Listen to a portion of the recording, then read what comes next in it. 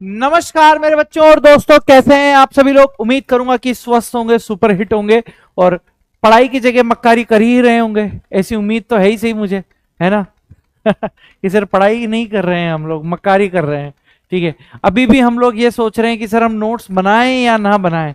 ठीक है, अरे बनाने हैं भाई, बनाने हैं, नोट्स बनाने हैं। रिवीजन कैसे करोगे? एंड टाइम पे पीडीएफ खोल खोल के पढ़ोगे क्या? एक मेरे पास इंस्टाग्राम पर मैसेज कर रहा है कि नहीं सर, हम लोग यहाँ पर नोट्स नहीं बना रहे हैं, बस पीडीएफ से पढ़ रहे हैं। अरे भाई, लास्ट मोमेंट पर पीडीएफ खोल खोल के पढ़ेगा क्या? नोट्स बनाने से दो काम होंगे। एक तो आप लोग खुद सवालों को जब सॉल्व करोगे ना, तो कंसेप्ट आपके दिमाग में बैठेगा।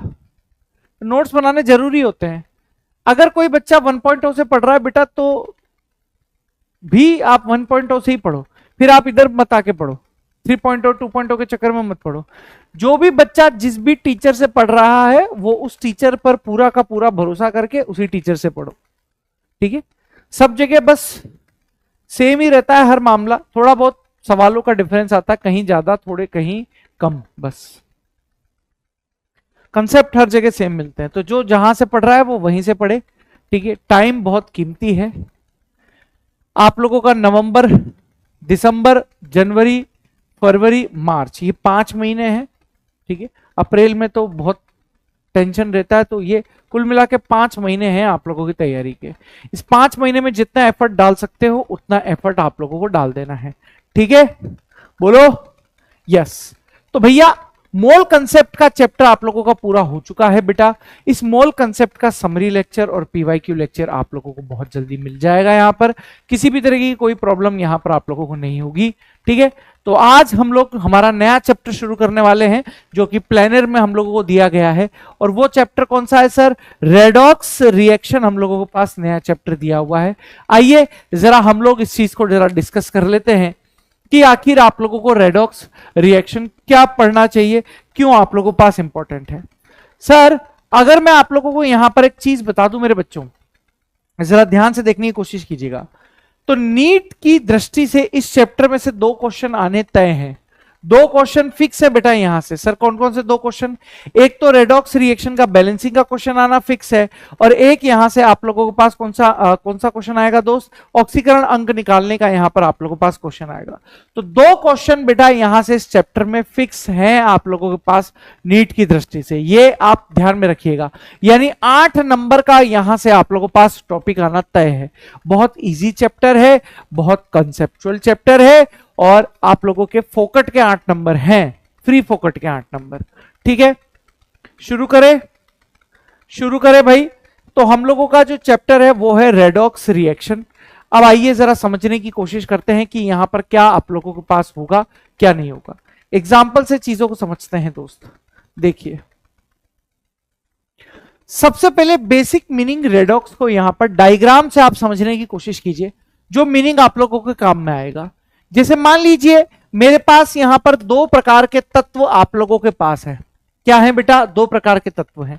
सर एक तत्व ए लिया हुआ है, दूसरा तत्व यहां पर आप लोगों ने बी लिया हुआ है। ठीक है, क्या बोल रहा हूं मैं आप लोगों से?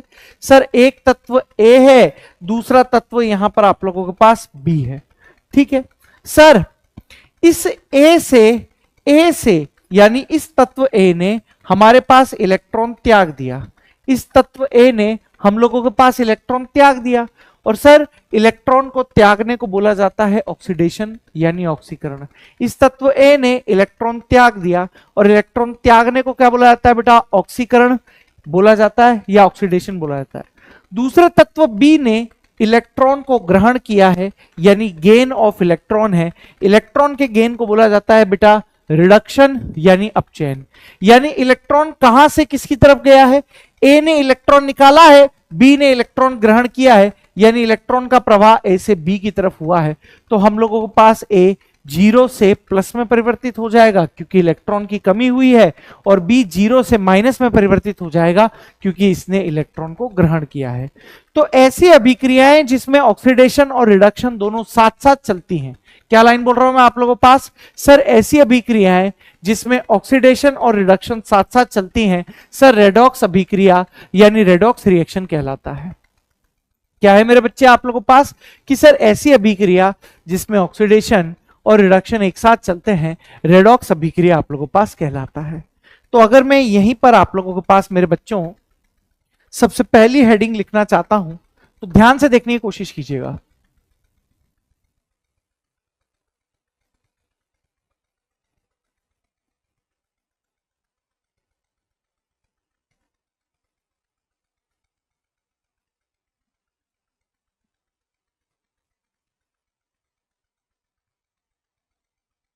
रेडॉक्स अभिक्रिया यानी रेडॉक्स रिएक्शन।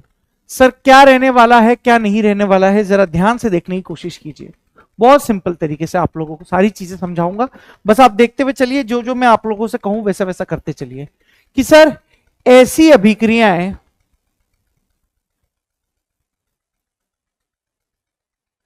ऐसी अभिक्रियाएं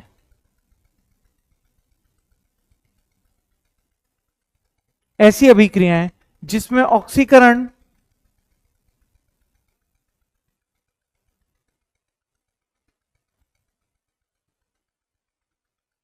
यानी ऑक्सीडेशन तथा अपचयन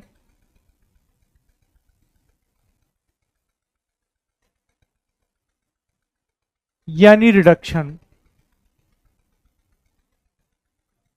दोनों साथ साथ चलते हैं,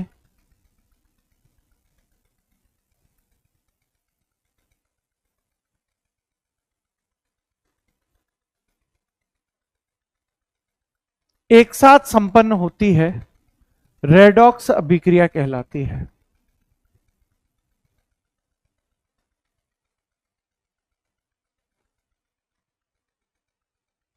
क्या कहलाती है दोस्त आप लोगों के पास? रेडॉक्स अभिक्रिया यहां पर कहलाती है।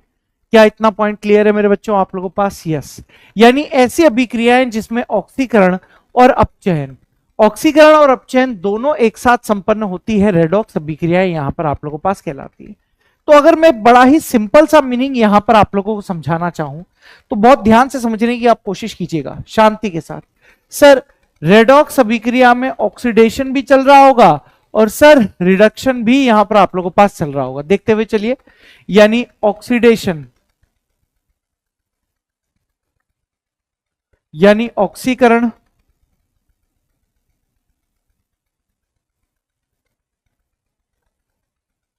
और रिडक्शन यानी अपचयन।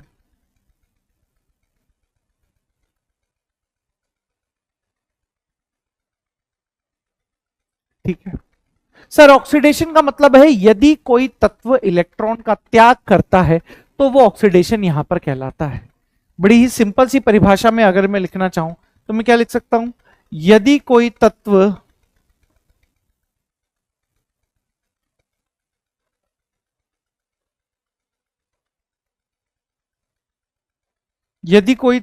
इलेक्ट्रॉन का त्याग करता है, यदि कोई तत्व इलेक्ट्रॉन का त्याग करता है तो वो आप लोगों के पास क्या कहलाता है दोस्त? ऑक्सीडेशन कहलाता है। वहीं पर अगर मैं आप लोगों के पास सिंपल से कोई चीज लिखना चाहूं कि यदि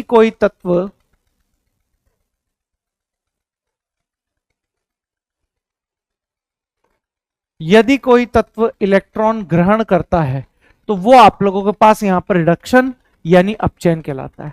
क्या इतनी चीज क्लियर है आप लोगों के पास? आपने कहा एकदम चीज क्लियर है। तो अगर मैं एग्जाम्पल की दृष्टि से आप लोगों को समझाना चाहूं तो आप देखने की कोशिश कीजिए क्या यहां पर आप लोगों के पास हो सकता है।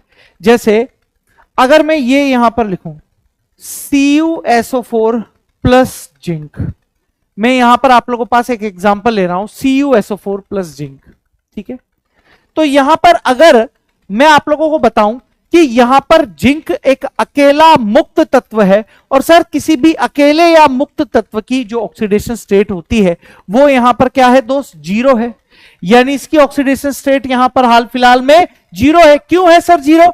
क्योंकि अकेला और मुक्त तत्व है। सर किस तत्व की ऑक्सीडेशन स्टेट क्या होगी ये मैं आज के लेक्चर में आप लोगों को जब रूल पढ़ाऊंगा तो सारी चीजें क्लियर हो जाएंगी, लेकिन हाल फिलहाल जरा समझने की कोशिश कीजिए। सर ये जो CuSO4 है ये आप लोगों के पास दो प्रकार के आयनों में टूटता है, एक है Cu+2, एक है यहां पर SO4-2।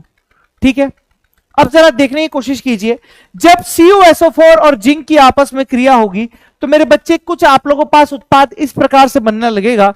यानी यहां पर बनेगा दोस्त ZnSO4 प्लस Cu।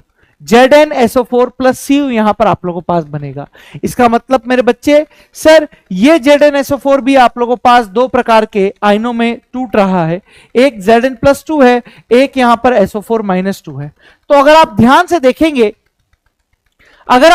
देखेंगे, मेरे प्यारे बच्चे, तो अब की बार कॉपर अकेला तथा मुक्त तत्व है, यानी सर कॉपर +2 से 0 में गया है। कहने का मतलब कि सर कॉपर पहले +2 अवस्था में था, इसका मतलब कॉपर के पास पहले इलेक्ट्रॉनों की कमी थी। कॉपर ने बेटा 2 इलेक्ट्रॉन ग्रहण किए, कॉपर ने मेरे बच्चे 2 इलेक्ट्रॉन ग्रहण किए। और सर इलेक्ट्रॉन ग्रहण करने का मतलब यहां पर कौन सी प्रक्रिया हो गई? सर यहां पर आप लोगों के पास अपचयन प्रक्रिया हो गई। इलेक्ट्रॉन ग्रहण का मतलब कौन सी प्रक्रिया हो गई? सर अपचयन प्रक्रिया हो गई। और सर अगर मैं यहां पर बात करूं कि जिंक Zn से Zn+2 में जा रहा है, यानी पहले जिंक के पास इलेक्ट्रॉन सब बराबर थे, लेकिन इसने 2 इलेक्ट्रॉनों का यहां पर त्याग कर दिया, 2 इलेक्ट्रॉनों का यहां पर त्याग कर दिया, तब जाकर ये +2 में बना है। इसका मतलब ये जो प्रक्रिया हुई है, ये आप लोगों के पास कौन सी है? सर ये प्रक्रिया यहां पर ऑक्सीकरण है। ये प्रक्रिया यहां पर कौन सी है दोस्त? ऑक्सीकरण है। तो एक अपचयन है, एक ऑक्सीकरण है। इसका मतलब जब दोनों प्रकार की अभिक्रियाएं एक साथ होंगी तो मेरे बच्चे आप इस प्रकार की अभिक्रियाओं को क्या बोल देंगे? सर रेडॉक्स अभिक्रिया यहां पर बोल देंगे। इस प्रकार की अभिक्रियाओं को मेरे दोस्त आप लोग यहां पर क्या बोलेंगे? सर रेडॉक्स अभिक्रियाएं यहां पर बोल देंगे। क्या इतनी चीज क्लियर है मेरे बच्चों? क्या इतनी चीज क्लियर है आप लोगों को? आप कहेंगे हां सर इतनी चीज क्लियर है। तो एक महत्वपूर्ण बात यहां पर मैं नोट की फॉर्म में आप लोगों को बता देना चाहता हूं कि सर रेडॉक्स रिएक्शन के अलावा आप लोगों के पास 2 एग्जाम्पल ऐसे हैं जो आप लोगों के पास रेडॉक्स अभिक्रियाएं नहीं मानी जाती। कौन सी? सर अवक्षेपीकरण, यानी अगर किसी अभिक्रिया के दौरान अवक्षेप का निर्माण हो रहा है, प्रेसिपिटेट का निर्माण हो रहा है, तो उस अभिक्रिया को बोला जाता है बेटा अवक्षेपीकरण। यानी अवक्षेपीकरण और उदासीनीकरण अभिक्रियाएं जो होती हैं वो आप लोगों के पास नॉन रेडॉक्स अभिक्रियाएं होती हैं, या इन अभिक्रियाओं को रेडॉक्स अभिक्रिया नहीं माना जाता। तो मैं यहां पर एक नोट की फॉर्म में बेटा आप लोगों को लिख देना चाहता हूं। क्या है? जरा ध्यान से देखने की कोशिश कीजिए। अवक्षेपीकरण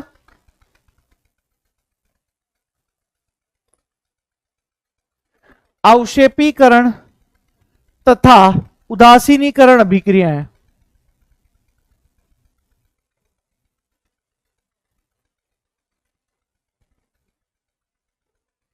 रेडॉक्स अभिक्रिया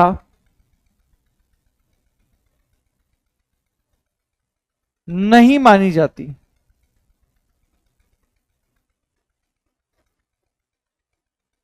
पॉइंट यहां पर क्या है? अवक्षेपीकरण तथा उदासीनीकरण अभिक्रियाएं रेडॉक्स अभिक्रियाएं नहीं मानी जाती, अर्थात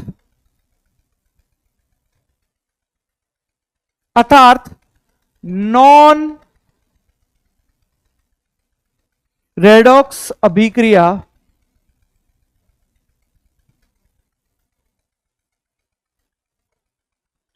इनको क्या कहा जाता है मेरे दोस्त? आप लोगों के पास नॉन रेडॉक्स अभिक्रिया यहां पर कहा जाता है। क्या कहा जाता है बेटा? नॉन रेडॉक्स अभिक्रिया इनको कहा जाता है। लिख लो इनको।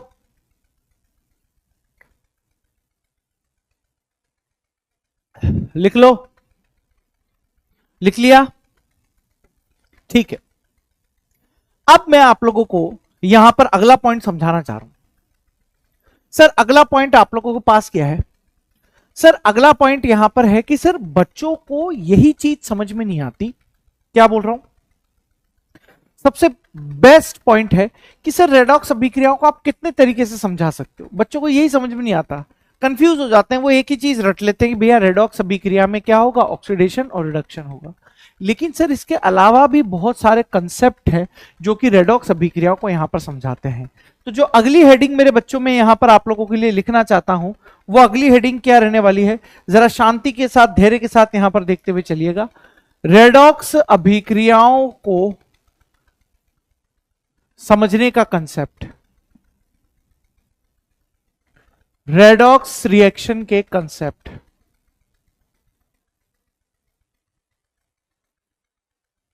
रेडॉक्स रिएक्शन के कंसेप्ट क्या कंसेप्ट है मेरे प्यारे बच्चों? जरा शांति के साथ, धैर्य के साथ आप लोग देखते हुए चलिए, ठीक है। कलर करेंगे भाई।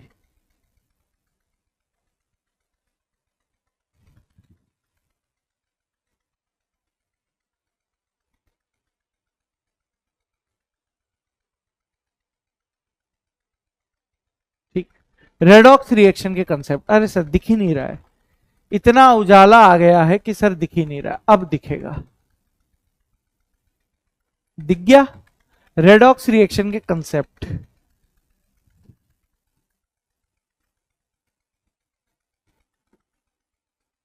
रेडॉक्स रिएक्शन के कंसेप्ट देखते हुए चलो दोस्त। क्या क्या कंसेप्ट आप लोगों के पास होंगे, शांति के साथ धैर्य पूर्वक देखिए। सर सबसे पहला जो यहां पर आप लोगों के पास कंसेप्ट आएगा वो आएगा दोस्त क्लासिकल कंसेप्ट। सबसे पहला जो आप लोगों के पास आएगा वो कौन सा आएगा दोस्त, क्लासिकल कंसेप्ट यहां पर आएगा।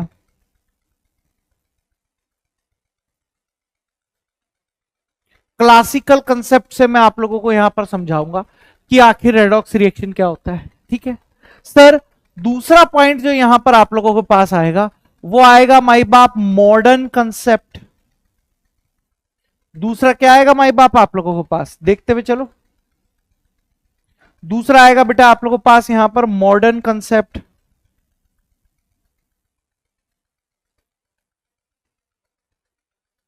मॉडर्न कंसेप्ट, ठीक है। सर तीसरा यहां पर आप लोगों के पास क्या आएगा बेटा, तीसरा आएगा बेटा यहां पर ऑक्सीडेशन नंबर कंसेप्ट।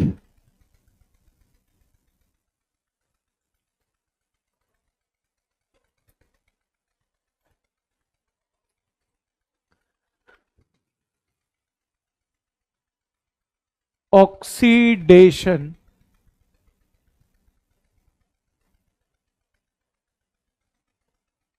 कंसेप्ट।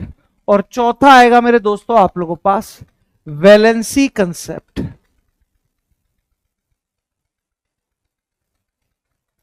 चौथा यहां पर आप लोगों के पास जो आएगा वो क्या आएगा दोस्त, वैलेंसी कंसेप्ट। चार के चारों कंसेप्ट बेटा बेहतरीन है, चारों के चारों कंसेप्ट मेरे बच्चों आप लोगों के पास बेहतरीन चीजें हैं। जरा समझने की कोशिश कीजिए एक एक चीज को बारीकी से। तो किसी भी रेडॉक्स रिएक्शन को समझाने के लिए आप लोगों के पास ये यहां पर कंसेप्ट दिए गए हैं, ठीक है। ये चार प्रकार के कंसेप्ट हैं जो आप लोगों को यहां पर आने चाहिए। ये चार प्रकार के कंसेप्ट, ठीक है। Classical concept, modern concept, oxidation number concept और वैलेंसी कंसेप्ट। इन चारों के आधार पर रेडॉक्स रिएक्शन को समझाया जाता है। तो पहला मैं आप लोगों के सामने लेने जा रहा हूं मेरे दोस्तों, पहला चीज जो मैं लेने जा रहा हूं वो है आप लोगों के पास क्या सर, हमारे पास ऑक्सीडेशन का क्लासिकल कंसेप्ट।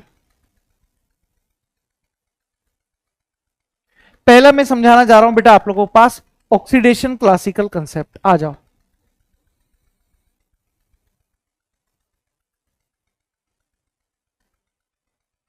ऑक्सीडेशन को समझा रहा हूं मैं आप लोगों के पास क्लासिकल कंसेप्ट।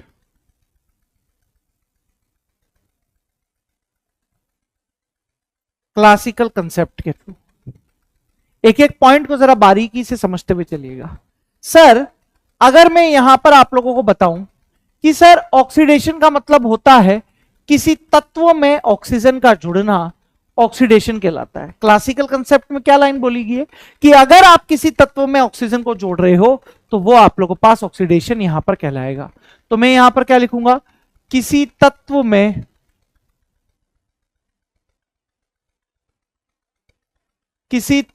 में ऑक्सीजन का जुड़ना, किसी तत्व में ऑक्सीजन का जुड़ना ऑक्सीकरण कहलाता है।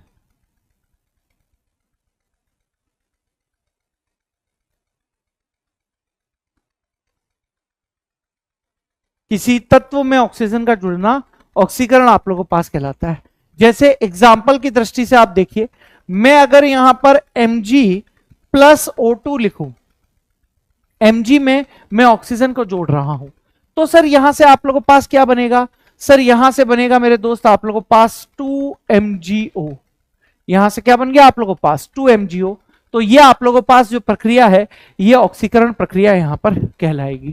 ठीक है सर, सेकंड पॉइंट मेरे बच्चों यहां पर आइए। सेकंड पॉइंट, एक एक पॉइंट यहां पर क्रिस्टल क्लियर होगा। सर, किसी तत्व से या किसी यौगिक में से ऑक्सीजन का निकालना, है ना, किसी तत्व में से ऑक्सीजन का, या ऐसे लिख सकते हो कि किसी यौगिक में से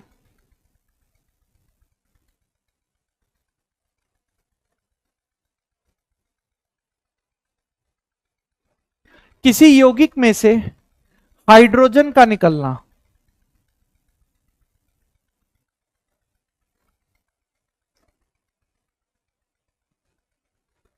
किसी यौगिक में से हाइड्रोजन का निकलना आप लोगों के पास यहां पर क्या कहलाएगा दोस्त? ऑक्सीकरण कहलाएगा। सर एग्जांपल से करके बताइए। जैसे आप देख लीजिए सर, मेरे पास यहां पर H2S है, ये एक यौगिक है और इस यौगिक में हमारे पास हाइड्रोजन उपस्थित है। H2S में हम लोगों के पास हाइड्रोजन उपस्थित है। अगर इस यौगिक की अभिक्रिया में Cl2 के साथ करा दूं बेटा, Cl2 के साथ करा दूं, तो पहले हाइड्रोजन किसके साथ उपस्थित थी बेटा? सल्फर के साथ उपस्थित थी। अब हाइड्रोजन अपनी जगह छोड़ देगी और किसके साथ जुड़ जाएगी? सर HCl के साथ जुड़ जाएगी। और क्या अलग रह जाएगा बेटा? सल्फर अलग रह जाएगा। यानी हाइड्रोजन ने H2S यौगिक को छोड़ दिया है, वहां से निकलकर किसी दूसरे यौगिक के साथ यहां पर जुड़ गया है। तो इस प्रक्रिया को बोला जाएगा मेरे बच्चे ऑक्सीडेशन। ठीक है सर, वहीं पर अगर मैं तीसरी चीज यहां पर आप लोगों के पास बोलूं, तीसरी चीज है बेटा आप लोगों के पास सर अधिक विद्युत ऋणी तत्व का जुड़ना। अधिक विद्युत ऋणी तत्व का जुड़ना यह आप लोगों के पास यहां पर ऑक्सीडेशन कहलाता है। क्या लाइन बोल रहा हूं मैं आप लोगों से? सर अधिक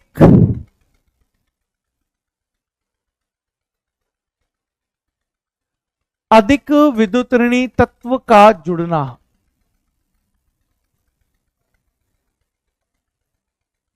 अधिक विद्युत ऋणी तत्व का जुड़ना ऑक्सीकरण कहलाता है।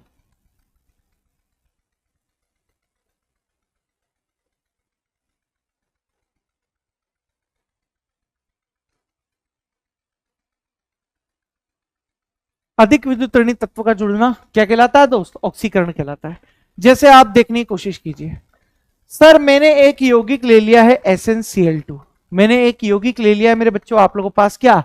SnCl2। और इस यौगिक में अगर मैं 2 क्लोरीन के अणु वापस से जोड़ दूं तो ये किस में परिवर्तित हो जाएगा बेटा? SnCl4 में परिवर्तित हो जाएगा। यानी बेटा यहां पर हमने अधिक विद्युत ऋणी तत्व को जोड़ दिया है, इसलिए यहां पर प्रक्रिया आप लोगों के पास क्या कहलाएगी मेरे दोस्त? ऑक्सीकरण यहां पर कहलाएगी। उम्मीद करूंगा कि ये सारे पॉइंट आप लोगों के पास क्लियर हो रहे हैं। Sir last point, sir last point आप लोगों के पास है, अब अधिक विद्युत ऋणी जुड़ा है तो कम विद्युत ऋणी बेटा निकलेगा यहां से। तो पॉइंट यहां पर आप लोगों के पास क्या हो गया मेरे बच्चों? सर कम विद्युत ऋणी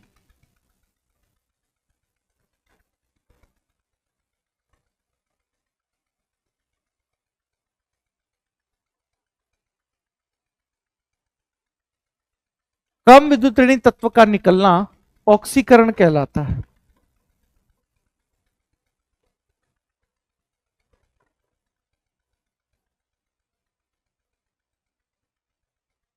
कम विद्युत ऋणी तत्व का निकलना क्या कहलाता है दोस्त आप लोगों के पास? ऑक्सीकरण कहलाता है।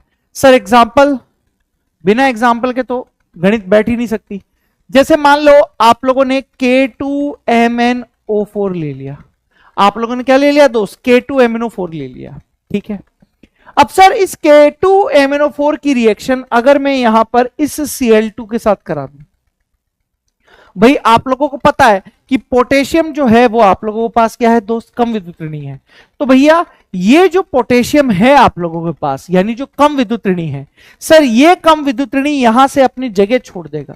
ये जो K2 यहां पर आप लोगों के पास है, ये यहां पर क्या है दोस्त? कम विद्युत ऋणी है। K2 यहां से आप लोगों के पास क्या है दोस्त? कम विद्युत ऋणी है। तो ये अपनी जगह यहां से छोड़ देगा और यहां पर से क्या बन जाएगा दोस्त? सर 2KCl यहां से बन जाएगा और सर यहां से MnO4 -2 आप लोगों के पास बन जाएगा। यानी दोस्त यहां से हमारे पास कम विद्युत ऋणी तत्व का निष्कासन हो चुका है। तो ये सारी की सारी चीज आप लोगों के पास क्या है सर, क्लासिकल कंसेप्ट के आधार पर ऑक्सीडेशन के बारे में यहां पर चीजें बता दी है। ठीक है सर, अब क्लासिकल कंसेप्ट के आधार पर ही आप अपचयन के बारे में जरा बताइए कि सर क्लासिकल कंसेप्ट के आधार पर अपचयन आप लोगों के पास क्या होता है। शांति के साथ, धैर्य के साथ देखते हुए चलिए। तो मेरे बच्चों पॉइंट आप लोगों के पास यहां पर क्या है, देखते हुए चलिए। यहां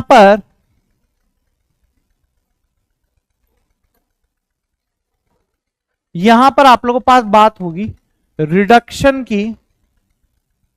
किसकी बात होगी मेरे दोस्त, रिडक्शन की बात होगी। किसके बेसिस पर सर, क्लासिकल कंसेप्ट के बेसिस पर। क्लासिकल कंसेप्ट के बेसिस पर रिडक्शन की बात होगी। बस जो जो हमने ऑक्सीडेशन में पढ़ा है मेरे बच्चों, जो जो हम लोगों ने यहां पर चीजें पढ़ी है, आप उसका क्या कर दीजिए मालिक, यहां पर उल्टा कर दीजिए, आप लोगों के पास सारी चीजें यहां पर आ जाएगी। आइए तो मेरे बच्चों पहला पॉइंट यहां पर आप लोगों के पास, वहां पहला पॉइंट था किसी भी तत्व में ऑक्सीजन का जुड़ना क्या कहलाता है बेटा सर, आप लोगों के पास ऑक्सीकरण था। तो यहां पर मैं क्या लिखूंगा कि ऑक्सीजन का निकलना आप लोगों के पास क्या होगा दोस्त, रिडक्शन यानी अपचयन होगा। तो मैं यहां पर पॉइंट लिखूंगा किसी भी यौगिक से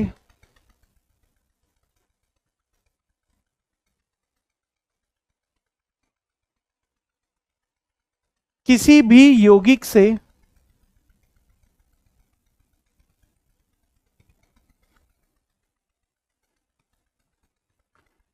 किसी भी यौगिक से ऑक्सीजन का निकलना रिडक्शन यानी अपचयन कहलाता है।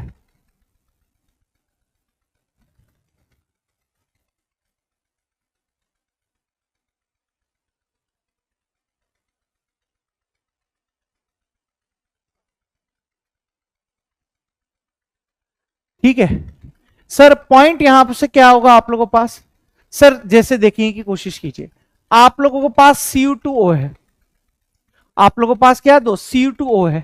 ठीक है, या CuO लिख लो, हटाओ झंझट खत्म करो, CuO ले लो।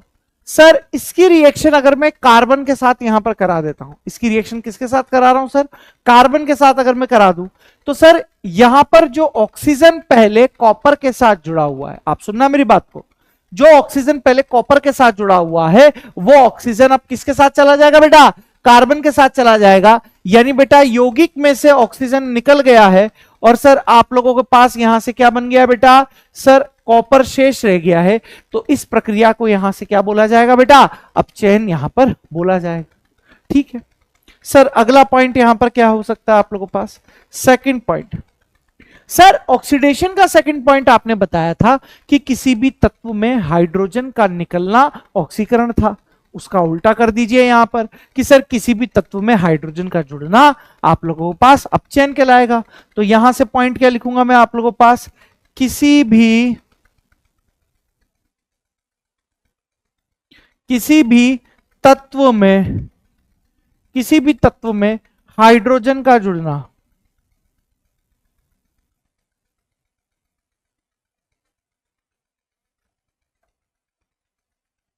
किसी भी तत्व में हाइड्रोजन का जुड़ना आप लोगों के पास अपचयन कहलाता है।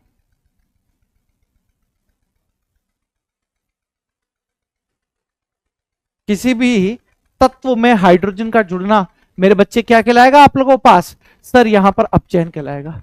जैसे सर एग्जांपल आप यहां पर जैसे देखिए सर, मैं यहां पर लिख सकता हूं H2 गैस प्लस I2, यानी बेटा H2 और I2 जब आपस में जुड़ रहे हैं, H2 और I2 जब आपस में जुड़ रहे हैं तब आप लोगों के पास किसका निर्माण होता है बेटा, 2HI का निर्माण होता है। किसका निर्माण होता है दोस्त, 2HI का निर्माण आप लोगों के पास यहां पर होता है। ठीक है सर, इसके अलावा अगर मैं आप लोगों से बात करूं कि सर मान लीजिए हमारे पास N2 गैस प्लस का 3H2 गैस है, N2 गैस प्लस का 3H2 गैस। सर ये दोनों जब आपस में क्रिया करेंगे तो हम लोगों के पास बेटा यहां से 2NH3 गैस का निर्माण हो रहा है। यानी सर आप देखिए कि पहले I2 में हाइड्रोजन जुड़ रहा है, अब की बार N2 में हाइड्रोजन जुड़ रहा है, तो इस प्रक्रिया को यहां पर क्या बोला जाएगा मेरे दोस्त, अपचयन बोला जाएगा। ठीक है सर ऑक्सीडेशन के लिए आप लोगों ने क्या बोला था कि सर अधिक विद्युत ऋणी का जुड़ना यहां पर आप लोगों के पास क्या कहलाता है, सर ऑक्सीकरण यहां पर कहलाता है। ठीक है सर, अब की बार यहां से अधिक विद्युत ऋणी तत्व का निकलना अपचयन कहलाएगा।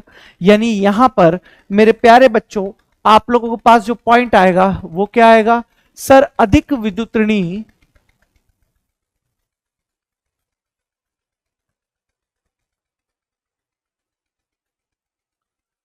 अधिक विद्युत ऋणी तत्व का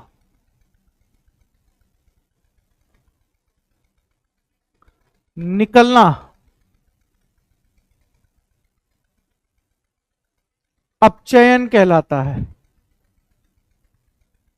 अधिक विद्युत ऋणी तत्व का निकलना आप लोगों के पास क्या कहलाता है दोस्त, अपचयन यहां पर कहलाता है। क्या इतनी चीज क्लियर हो गई मेरे बच्चों आप लोगों को? Yes sir. कहने का मतलब क्या है सर, जैसे एग्जाम्पल की दृष्टि से अगर मैं कहना चाहूं सर 2FeCl3, 2FeCl3, ठीक सर। अब इस 2FeCl3 में से अगर Cl2 को निकाल दिया जाए, इस 2FeCl3 में से अगर आप लोगों का Cl2 निकाल दिया जाए तो क्या बचेगा बेटा, सर यहां से बचेगा 2FeCl2, यहां से बचेगा, यहां से क्या बचेगा दोस्त, 2FeCl2 बचेगा।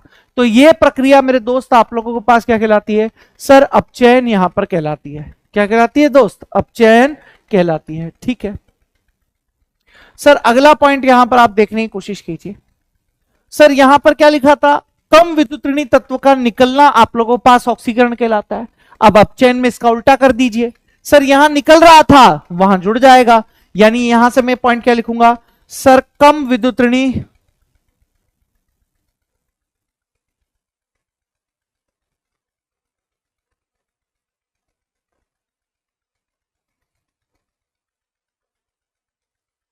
कम विद्युत ऋणी तत्व का जुड़ना अपचयन कहलाता है। कम विद्युत ऋणी तत्व का जुड़ना आप लोगों के पास क्या कहलाता है दोस्त, अपचयन यहां पर आप लोगों के पास कहलाता है। जैसे यहां पर देखिए CuCl2 आप लोगों के पास है। सर इसकी रिएक्शन अगर मैं हाइड्रोजन के साथ करा दूं, इसकी रिएक्शन में किसके साथ करा रहा हूं बेटा, हाइड्रोजन के साथ, तो सर यहां से सबसे पहले तो 2HCl आप लोगों के पास निकल जाएगा और क्या बचा हुआ रहेगा, सर CuH2 आप लोगों के पास बचा हुआ रहेगा। आप देखिए कि यहां से अधिक विद्युत ऋणी निकल गया है और कम विद्युत ऋणी यहां पर आकर जुड़ गया है, तो ये आप लोगों के पास यहां पर क्या कहलाएगा दोस्त, अपचयन कहलाएगा। ये यहां पर मेरे बच्चों आप लोगों के पास क्या कहलाएगा दोस्त, अपचयन यहां पर कहलाएगा। तो मेरे हिसाब से मैं आप लोगों को चारों पॉइंट्स यानी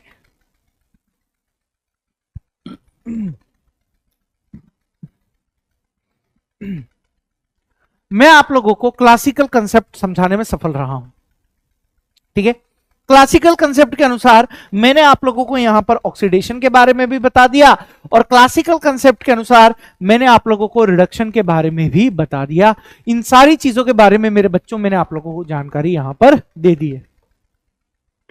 अगली चीज के बारे में आइए बात कर लेते हैं, क्या रहेगा सीन क्या नहीं रहेगा, एकदम दिमाग से। हाँ सर, अब बात करते हैं हम लोग मॉडर्न कंसेप्ट की। अब बात हम लोग किसकी करेंगे मेरे प्यारे बच्चों, मॉडर्न कंसेप्ट की बात करेंगे। आइए एक एक चीज याद हो जाएगी आपको। आइए तो सर पॉइंट है हम लोगों के पास मॉडर्न कंसेप्ट, पॉइंट है मेरे प्यारे बच्चों आप लोगों के पास क्या, सर मॉडर्न कंसेप्ट। आइए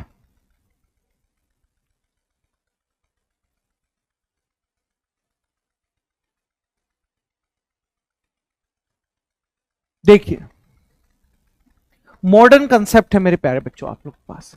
तो सर मॉडर्न कंसेप्ट के अनुसार हम लोग बात करेंगे बेटा यहां पर किसकी, सर मॉडर्न कंसेप्ट के अनुसार एक जगह लिख लीजिए आप यहां पर सर अपचयन, और एक जगह लिख लीजिए मेरे बच्चों आप लोग यहां पर क्या, सर ऑक्सीकरण।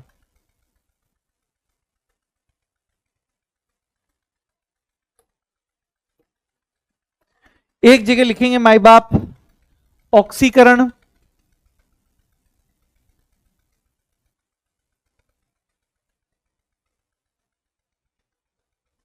ऑक्सीडेशन, और एक जगह लिखेंगे माई बाप अपचयन यानी रिडक्शन। ऑक्सीडेशन यानी ऑक्सीकरण, अपचयन यानी रिडक्शन। सर क्या चीजें यहां पर होंगी, क्या नहीं होंगी, जरा समझने की कोशिश कीजिएगा, समझने की कोशिश करते रहिएगा। सर सिंपल सी परिभाषा है, क्या है?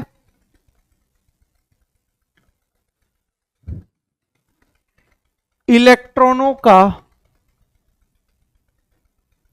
त्याग अर्थात इलेक्ट्रॉन का निकलना। इलेक्ट्रॉनों का त्याग अर्थात इलेक्ट्रॉन का निकलना, ऑक्सीकरण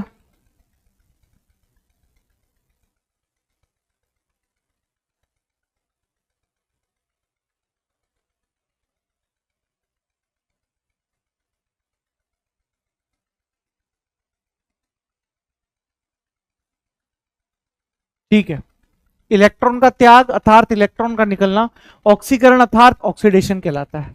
ठीक है सर, अगला पॉइंट यहां पर भी आप लोगों के पास कि भाई इलेक्ट्रॉन का ग्रहण अर्थात इलेक्ट्रॉन का आना,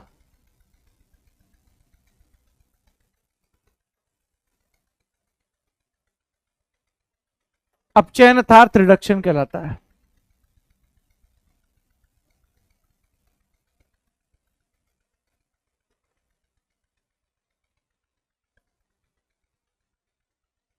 ये लो, पॉइंट एकदम क्लियर है आप लोगों के पास? यस सर, एग्जाम्पल के बिना चीजें थोड़ी ना क्लियर होती है। जैसे आइए एग्जाम्पल देखिए सर, सोडियम यहां पर हमारे पास सॉलिड अवस्था में है, ठीक है। अब यहां पर आप लोगों के पास भाई इसके पास इलेक्ट्रॉन कितने होते हैं, देखो 1s2 2s2 2p6, यहां पर 3s1, 11 इलेक्ट्रॉन है। सर अगर इसने एक इलेक्ट्रॉन यहां से त्याग दिया, अगर इसने एक इलेक्ट्रॉन यहां से त्याग दिया तो क्या बन गया माई बाप? सर यहां से Na+ एक्वस जलीय माध्यम में, सर इलेक्ट्रॉन अब रह जाएंगे इसके पास 1s2 2s2 2p6। एक इलेक्ट्रॉन की कमी आ गई है इसलिए +1 चार्ज आ गया। जितने इलेक्ट्रॉन की कमी आएगी उतना प्लस आप लोगों को लगा देना है। सर आगे आइए, जैसे सर यहां से मैं बात कर रहा हूं आप लोगों के पास Mg सॉलिड की। सर इसका परमाणु क्रमांक कितना होता है दोस्त? सर इसका परमाणु क्रमांक यहां पर आप लोगों के पास 12 होता है, सभी को पता है? हाँ sir, electronic configuration sir 1s2 2s2 2p6 3s2 यहां पर होता है, ठीक है माई बाप? यस सर, अब इसने अगर 2 इलेक्ट्रॉन निकाल दिए, मान लेते हैं कि इसने यहां से 2 इलेक्ट्रॉन निकाल दिए, तो सर यहां पर अब 2 इलेक्ट्रॉन निकल गए हैं तो 2 इलेक्ट्रॉनों की कमी आ जाएगी। तो कितने प्लस लगाने पड़ेंगे बेटा आप लोगों को? 2 + 2 यहां पर लगाने पड़ेंगे एक्वस। सर इलेक्ट्रॉन रहेंगे अब 1s2 2s2 2p6, ठीक है यहां तक की बात? यस सर, अगर यहां तक की बात क्लियर है मेरे बच्चों आप लोगों को, तो सर मान लेते हैं कि भाई हम लोगों ने एक एग्जाम्पल ले लिया है एल्यूमिनियम सॉलिड का। सर इसका परमाणु क्रमांक होता है बेटा 13। इसका परमाणु क्रमांक कितना होता है सर? 13। यानी sir electronic configuration 1s2 2s2 sir 2p6 3s2 sir 3p1। Sir यहां से इसने मान लीजिए 3 इलेक्ट्रॉन का त्याग कर दिया है। कितने इलेक्ट्रॉन का त्याग कर दिया बेटा? यहां से 3 इलेक्ट्रॉन का जब इसने त्याग कर दिया है, तो जैसे ही 3 इलेक्ट्रॉन त्यागोगे क्या बन जाएगा मेरे दोस्त? यहां से सर Al+3 एक्वस यहां से बन जाएगा। Sir electronic configuration 1s2 sir 2s2 sir 2p6 यहां से आप लोगों के पास बन जाएगा। तो मोटा मोटा हिसाब किताब है कि जितने इलेक्ट्रॉन ये त्यागेगा उतना पॉजिटिव चार्ज आप लोगों को लगा देना है। जितने भी इलेक्ट्रॉन त्यागे उतना पॉजिटिव चार्ज यहां पर लगा दो, ठीक है। सर अपचयन के बारे में क्या बात होगी, जरा यहां पर ध्यान से देखने की बात कीजिए। अब उल्टा कर लो, इलेक्ट्रॉन ग्रहण हो रहे हैं। सर कैसे? एग्जाम्पल से समझिए मेरे बच्चों, मोस्ट इंपॉर्टेंट एग्जाम्पल है। सर जैसे क्लोरीन की बात हो रही है, सर क्लोरीन का परमाणु क्रमांक कितना होता है? सर 17 होता है। सर यहां पर आप लोगों के पास है electronic configuration 1s2 2s2, sir यहां से 2p6, सर यहां से 3s2, सर यहां पर 3p5, ये आप लोगों के पास है। क्लोरीन 17 इलेक्ट्रॉन है। सर अगर मैं बात करूं कि मान लीजिए इसने एक इलेक्ट्रॉन ग्रहण कर लिया है, इसने एक इलेक्ट्रॉन क्या किया हुआ है दोस्त? ग्रहण किया हुआ है। तो जैसे ही आप एक इलेक्ट्रॉन ग्रहण करोगे, ये किस में बदल जाएगा? सर Cl माइनस में बदल जाएगा। यानी सर इसके पास एक इलेक्ट्रॉन अधिक हो गए हैं, तो अब इलेक्ट्रॉनिक कन्फिग्रेशन ऐसे लिखो 1s2 2s2 2p6 3s2, sir 3p6। एक इलेक्ट्रॉन ज्यादा हो गए तो 3p5 से 3p6 कर दिया। सर अब ये मत बोलना कि सर आपको इलेक्ट्रॉनिक कन्फिग्रेशन लिखना नहीं आता। अगर कोई बच्चा ये कमेंट करेगा कि सर मेरे को इलेक्ट्रॉनिक कन्फिग्रेशन लिखना नहीं आता है, एक लोटा लो, उसके अंदर पानी भरो, समझ रहे हो? समझ रहे हो? इलेक्ट्रॉनिक कन्फिग्रेशन भी नहीं आता है तो फिर एक लोटा लो, उसमें पानी भरो और ठीक है। नहीं आता है तो जब इनऑर्गेनिक केमिस्ट्री चालू होगी तब डिटेल से आप लोगों को पढ़ाया जाएगा। सर आगे की बात करते हैं। सर मान लीजिए मेरे पास सल्फर है, सल्फर का परमाणु क्रमांक 16 होता है। Sir electronic configuration 1s2, sir यहां से आप लोगों के पास 2s2, सर यहां पर 2p6, यहां पर 3s2, यहां पर 3p4 आप लोगों के पास है।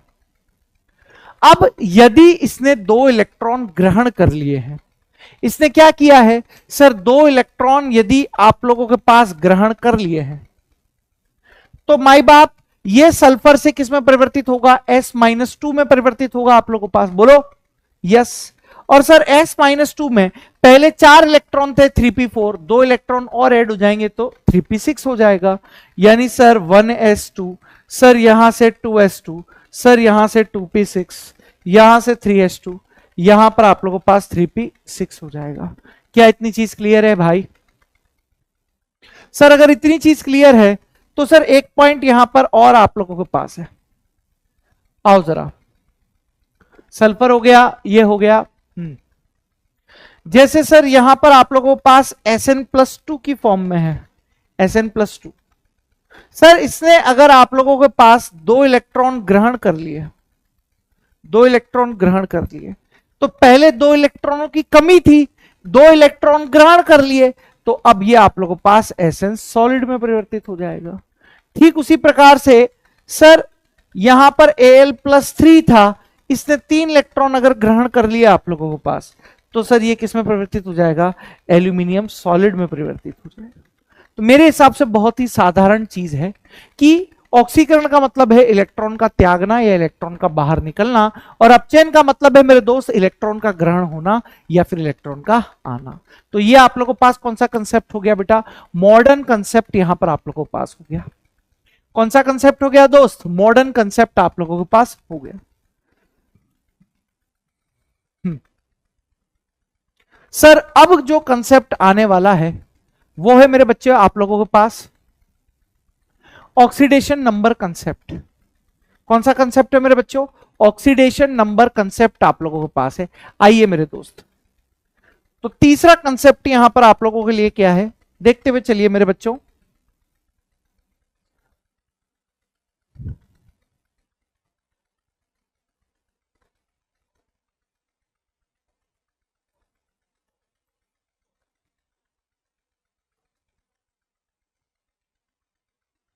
Oxidation number concept.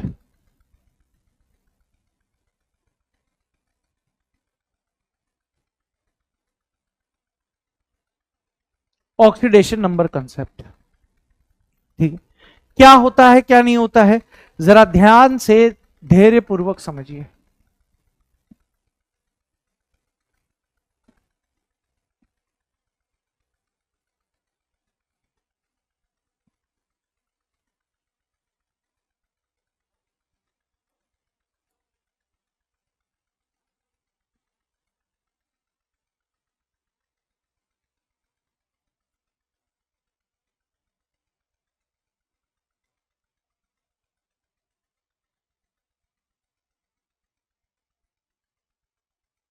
ऑक्सीडेशन ऑक्सीकरण,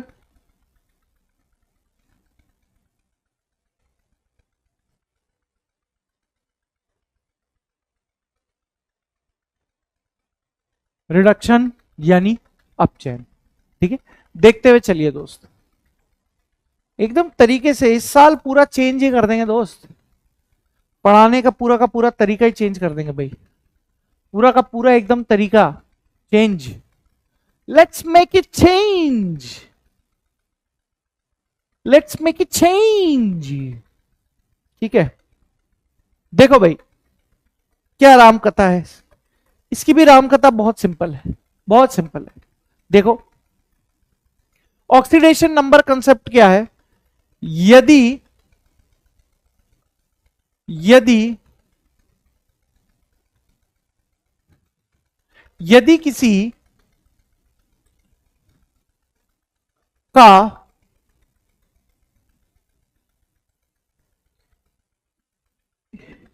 यदि किसी के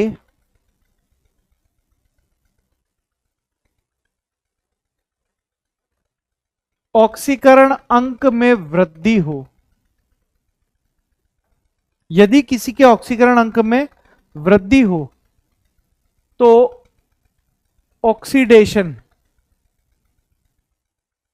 यानी ऑक्सीकरण कहलाता है।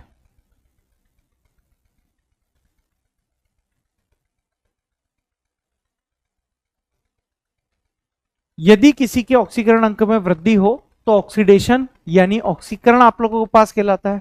ठीक है, वहीं पर अगर मैं अपचयन के बारे में लिखना चाहूं तो यहां से क्या लिखूंगा, यदि किसी के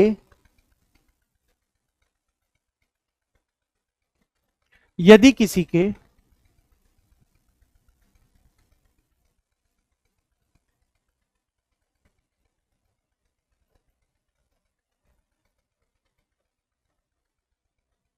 यदि किसी के ऑक्सीकरण अंक में कमी हो तो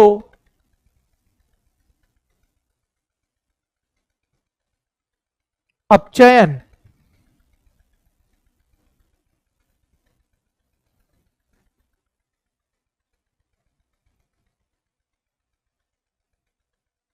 अपचयन यानी रिडक्शन कहलाता है। क्या इतनी चीज क्लियर है दोस्त आप लोगों के पास? यस। यदि किसी के ऑक्सीकरण अंक में वृद्धि हो तो ऑक्सीडेशन यानी ऑक्सीकरण कहलाता है। यदि किसी के ऑक्सीकरण अंक में कमी हो तो अपचयन यानी रिडक्शन यहां पर कहलाता है। ठीक है सर, एग्जाम्पल देखो, एग्जाम्पल देखो दोस्तों, एग्जाम्पल देखते हुए चलिए चलिए भाई चलिए। सर यहां से जैसे मैं आप लोगों से बात कर रहा हूं, Fe+2, Fe+2 से अगर कोई Fe+3 में बनना चाह रहा है, इसका मतलब ऑक्सीकरण अंक में वृद्धि हो रही है, प्रक्रिया ऑक्सीकरण कहलाएगी। ठीक है मालिक। सर कॉपर 1 से कोई कॉपर+2 में जाना है तो बेटा ऑक्सीकरण होगा। सर Sn+2 से कोई Sn+4 में जा रहा है, इसका मतलब ऑक्सीकरण होगा।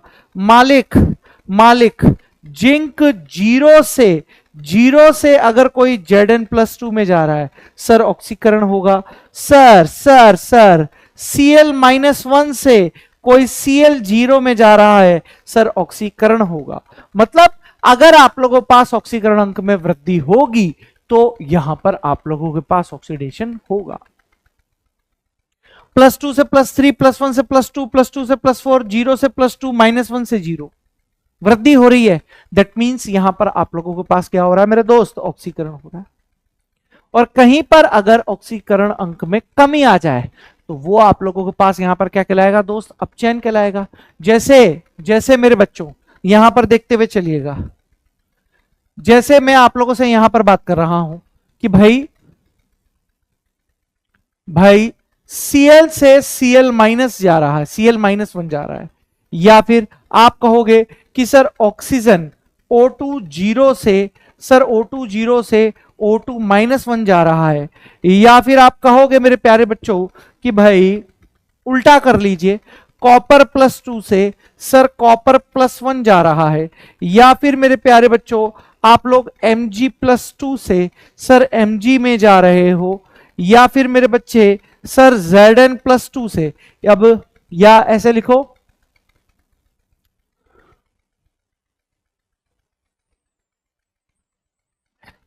या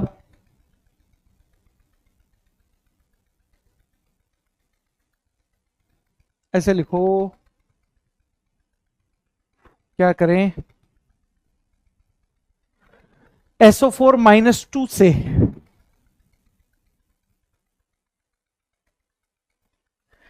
SO4-2 से आप जा रहे हो दोस्त SO2 में। इसका मतलब ऑक्सीकरण अंक में यहां पर कमी आ रही है, तो यहां पर आप लोग क्या बोलोगे दोस्त, अपचयन यहां पर आप लोगों के पास है। क्या हो रहा है दोस्त आप लोगों के पास, अपचयन यहां से आप लोगों के पास हो रहा। ठीक है, क्या इतनी चीज क्लियर हो गई है दोस्त आप लोगों को? अब सर ये अपचयन कैसे हुआ? अबे यहां पर सल्फर +6 में होता है, +6 से सर सल्फर +4 में जा रहा है, मतलब +6 से +4 में जा रहा है तो ऑक्सीकरण अंक में कमी तो होगी। अब सर ये +6 कैसे आया, +4 कैसे आया, जब तक मैं नियम नहीं बताऊंगा तब तक ये चीज क्लियर नहीं होगी। तो सबसे पहले तो सर ऑक्सीडेशन नंबर मेथड का आप लोगों को ये चीज यहां पर क्लियर होनी चाहिए। ठीक है, ये हो गया। और सर वैलेंसी कंसेप्ट तो बहुत आसान है। ठीक है, वैलेंसी कंसेप्ट क्या है, बहुत आसान है। ठीक है, मैं उसको सीधी लाइन पर यहां पर लिख देता हूं, जरा देखिए आप।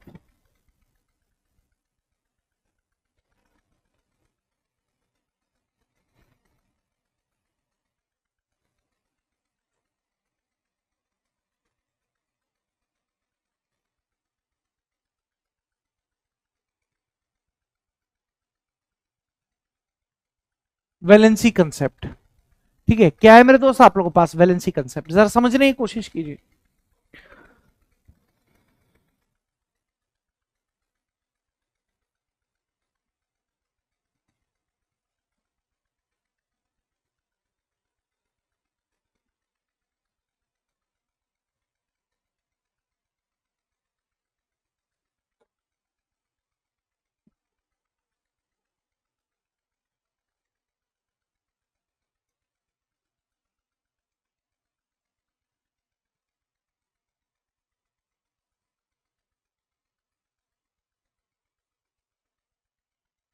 ऑक्सीडेशन यानी ऑक्सीकरण,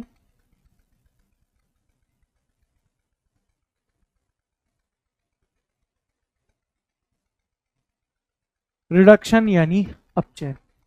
ठीक है, लिखो पहले इसको। चलो, तो यहां पर इनके बारे में लिख लेते हैं कि क्या चीजें आप लोगों के पास रहेगी मेरे दोस्तों। देखो,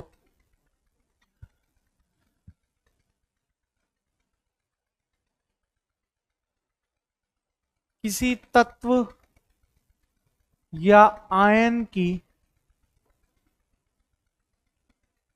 संयोजकता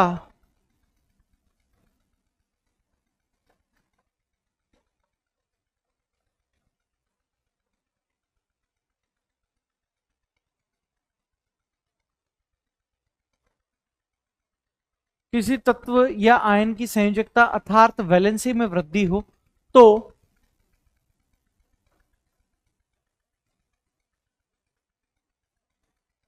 ऑक्सीडेशन कहलाता है। यह आप लोगों के पास क्या कहलाता है दोस्त, ऑक्सीडेशन कहलाता है। जबकि अगर मैं यहां पर बात करूं आप लोगों के पास रिडक्शन यानी अपचयन की, तो पॉइंट यहां पर आप लोगों के पास क्या होगा दोस्त, किसी तत्व या आयन की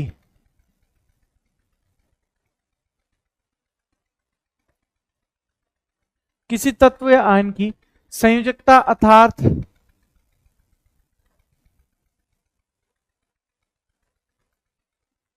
वैलेंसी में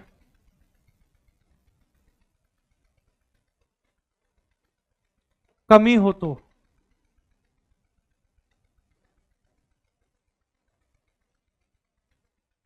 रिडक्शन कहलाता है।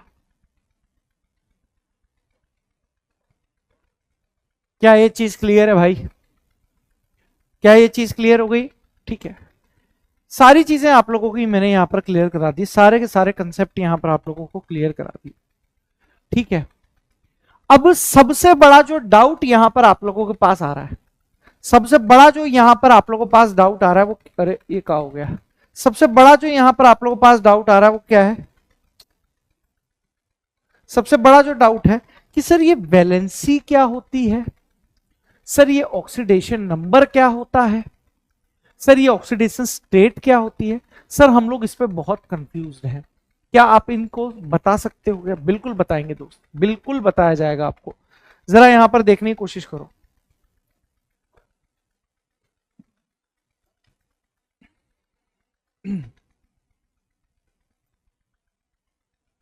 जरा इधर देखो, पॉइंट क्या है मेरे दोस्त आप लोगों के पास, जो आपका डाउट नंबर 1 है ना, डाउट नंबर 1 देखो इधर फटाफट से देखो, जो आप लोगों का डाउट नंबर 1 है कि सर ये वैलेंसी क्या होती है, उसको जरा बताने का कष्ट कीजिए।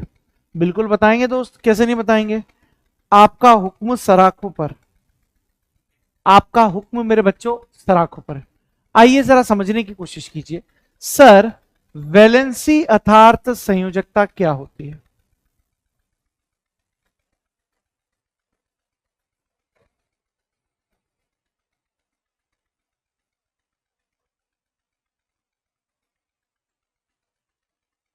वैलेंसी अर्थात संयोजकता आप लोगों के पास क्या होती है, यह है कंसेप्ट।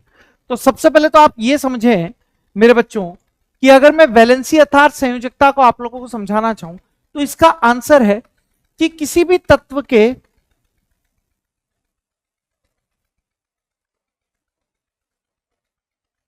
बाह्यतम कोश में उपस्थित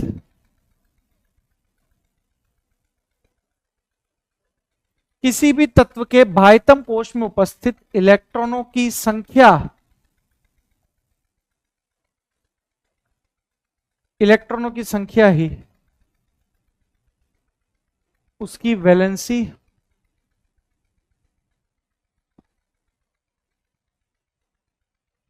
वैलेंसी कहलाती है। किसी भी तत्व के बाह्यतम कोश में उपस्थित इलेक्ट्रॉनों की संख्या उसकी वैलेंसी कहलाती है। जैसे आप देखने की कोशिश कीजिए, जैसे आप देखने की कोशिश कीजिए, मैं यहां पर सोडियम की बात कर लेता हूं। सोडियम का परमाणु क्रमांक क्या होता है दोस्त? 11 होता है। सर इलेक्ट्रॉनिक कॉन्फ़िगरेशन लिखा जाए तो कुछ इस प्रकार से 1s2 2s2 sir 2p6 sir यहां पर 3s1 1s2 2s2 2p6 3s1, ये आप लोगों के पास इसका इलेक्ट्रॉनिक कॉन्फ़िगरेशन है। अगर आप इसके इलेक्ट्रॉनिक कॉन्फ़िगरेशन देखेंगे तो ये यहां पर आप लोगों के पास क्या है दोस्त? बाह्यतम कोश है। ये यहां पर क्या है मेरे दोस्त आप लोगों के पास? सर बाह्यतम कोश है। और इस बाह्यतम कोश में अगर मैं आप लोगों के पास बात करूं तो इस बाह्यतम कोश में कितने इलेक्ट्रॉन दिखाई दे रहे हैं? सर एक ही है। तो यहां से इसकी जो संयोजकता आप लोग यहां पर बोलोगे वो कितनी रहेगी सर? वो एक बोल दोगे। इसकी संयोजकता क्या बोल दोगे दोस्त? एक बोल दोगे। ठीक है सर, एक और एग्जांपल यहां पर लेते हैं समझने की दृष्टि से। सर अगर मैं एग्जांपल लूं यहां पर आप लोगों के पास कि भाई 12 मैग्नीशियम का यहां पर ले लिया, 12 मैग्नीशियम का, तो आप लोग यहां पर बोलेंगे कि भाई इलेक्ट्रॉनिक कॉन्फ़िगरेशन रहेगा sir 1s2 2s2 sir 2p6 sir यहां से 3s2। ये आप लोगों के पास क्या है दोस्त? बाह्यतम कोश है। ठीक है, तो अगर मैं बात करूं ये वाली चीज यहां पर क्या है दोस्त? बाह्यतम कोश है। ये वाली चीज यहां पर आप लोगों के पास क्या है दोस्त? बाह्यतम कोश है। तो बाह्यतम कोश में कितने इलेक्ट्रॉन दिखाई दे रहे हैं आपको? 2 इलेक्ट्रॉन दिखाई दे रहे हैं। तो इसकी संयोजकता यहां पर आप लोगों के पास कितनी हो जाएगी दोस्त? 2 हो जाएगी। इसकी संयोजकता माई बाप कितनी हो जाएगी दोस्त? 2 हो जाएगी। सर अगला पॉइंट अगला एग्जांपल, जैसे मैं क्लोरीन की यहां पर बात कर सकता हूं। सर क्लोरीन का परमाणु क्रमांक कितना होता है? सर 17 होता है यहां पर।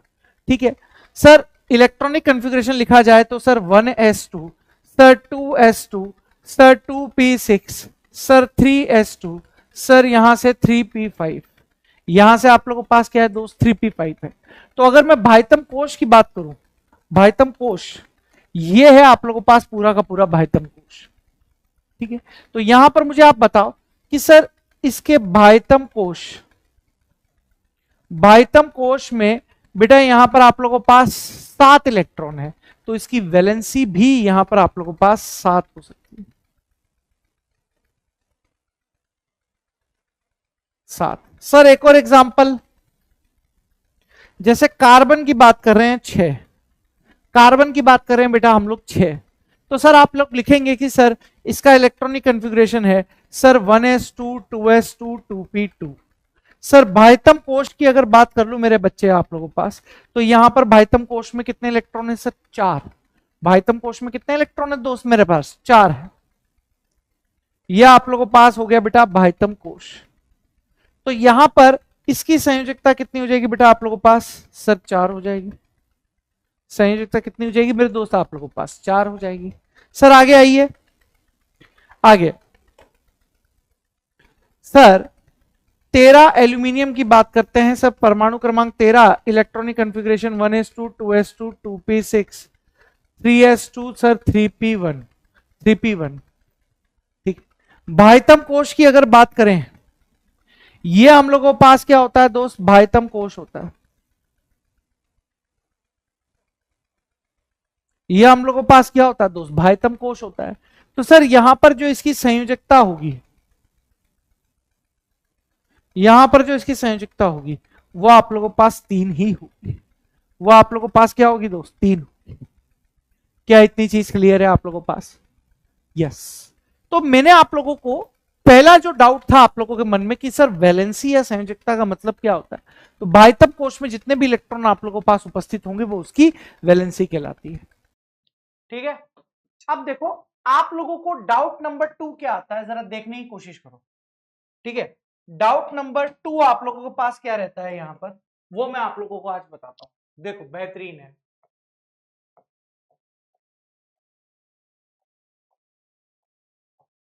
डाउट नंबर 2 जो है वो आप लोगों का डाउट है क्या सर यहां पर जो हमारे पास ऑक्सीडेशन स्टेट है या जो ऑक्सीडेशन नंबर है वो 1 होता है या नहीं होता है, ये आप लोगों का डाउट नंबर 2। मैं यहां पर आप लोगों को बताने का प्रयास करता हूं। क्या है बेटा doubt number 2? Sir oxidation state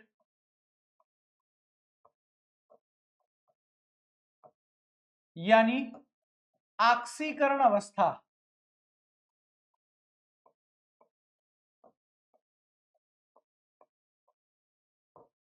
ठीक है, ऑक्सीडेशन स्टेट यानी ऑक्सीकरण अवस्था तथा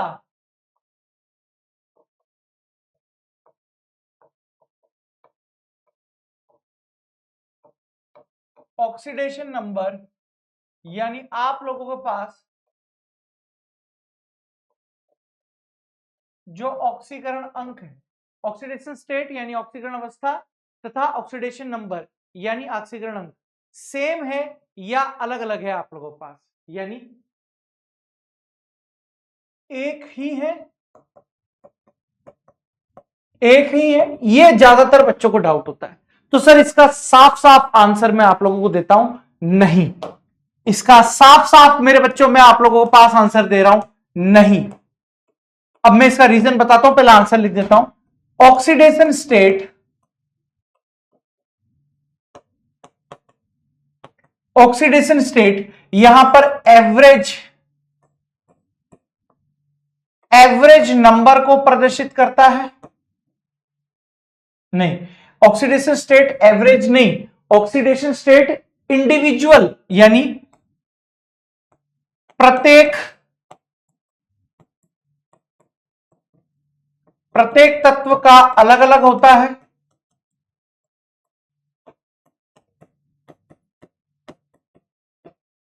प्रत्येक तत्व का अलग अलग होता है, जबकि ऑक्सीडेशन नंबर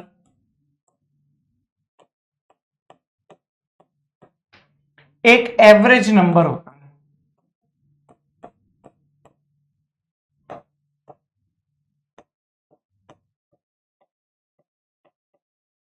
एक एवरेज नंबर, ठीक है। अब जरा पॉइंट को समझना जो मैं आप लोगों को कहना चाह रहा हूं यहां पर। सर पॉइंट क्या रहने वाला है आप लोगों के पास, जरा समझिए।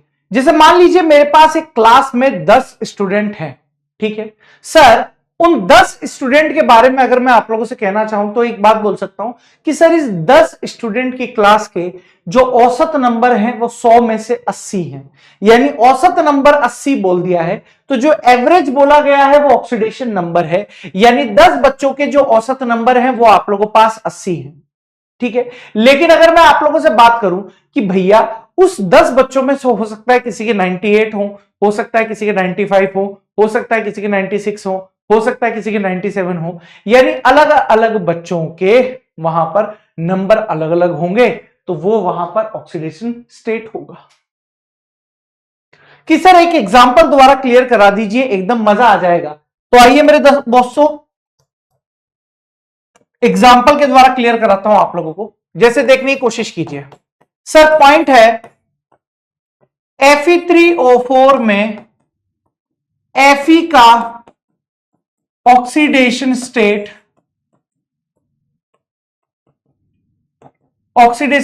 व ऑक्सीडेशन नंबर बताइए। ऑक्सीडेशन नंबर यहां पर आप लोगों को बताना है कि क्या रहेगा। Fe3O4 में Fe का ऑक्सीडेशन स्टेट व ऑक्सीडेशन नंबर आप लोगों को बताना है। तो देखिए मेरे दोस्त, सबसे पहले तो मैं यहां पर आप लोगों से जो बात करने जा रहा हूं, जिसका भी ऑक्सीडेशन स्टेट या जिसका भी ऑक्सीडेशन नंबर आपको निकालना हो उसको आप सबसे पहले अंडरलाइन मार्क कर लीजिए। यहां पर Fe का पूछा हुआ है तो आप Fe को अंडरलाइन मार्क करिए।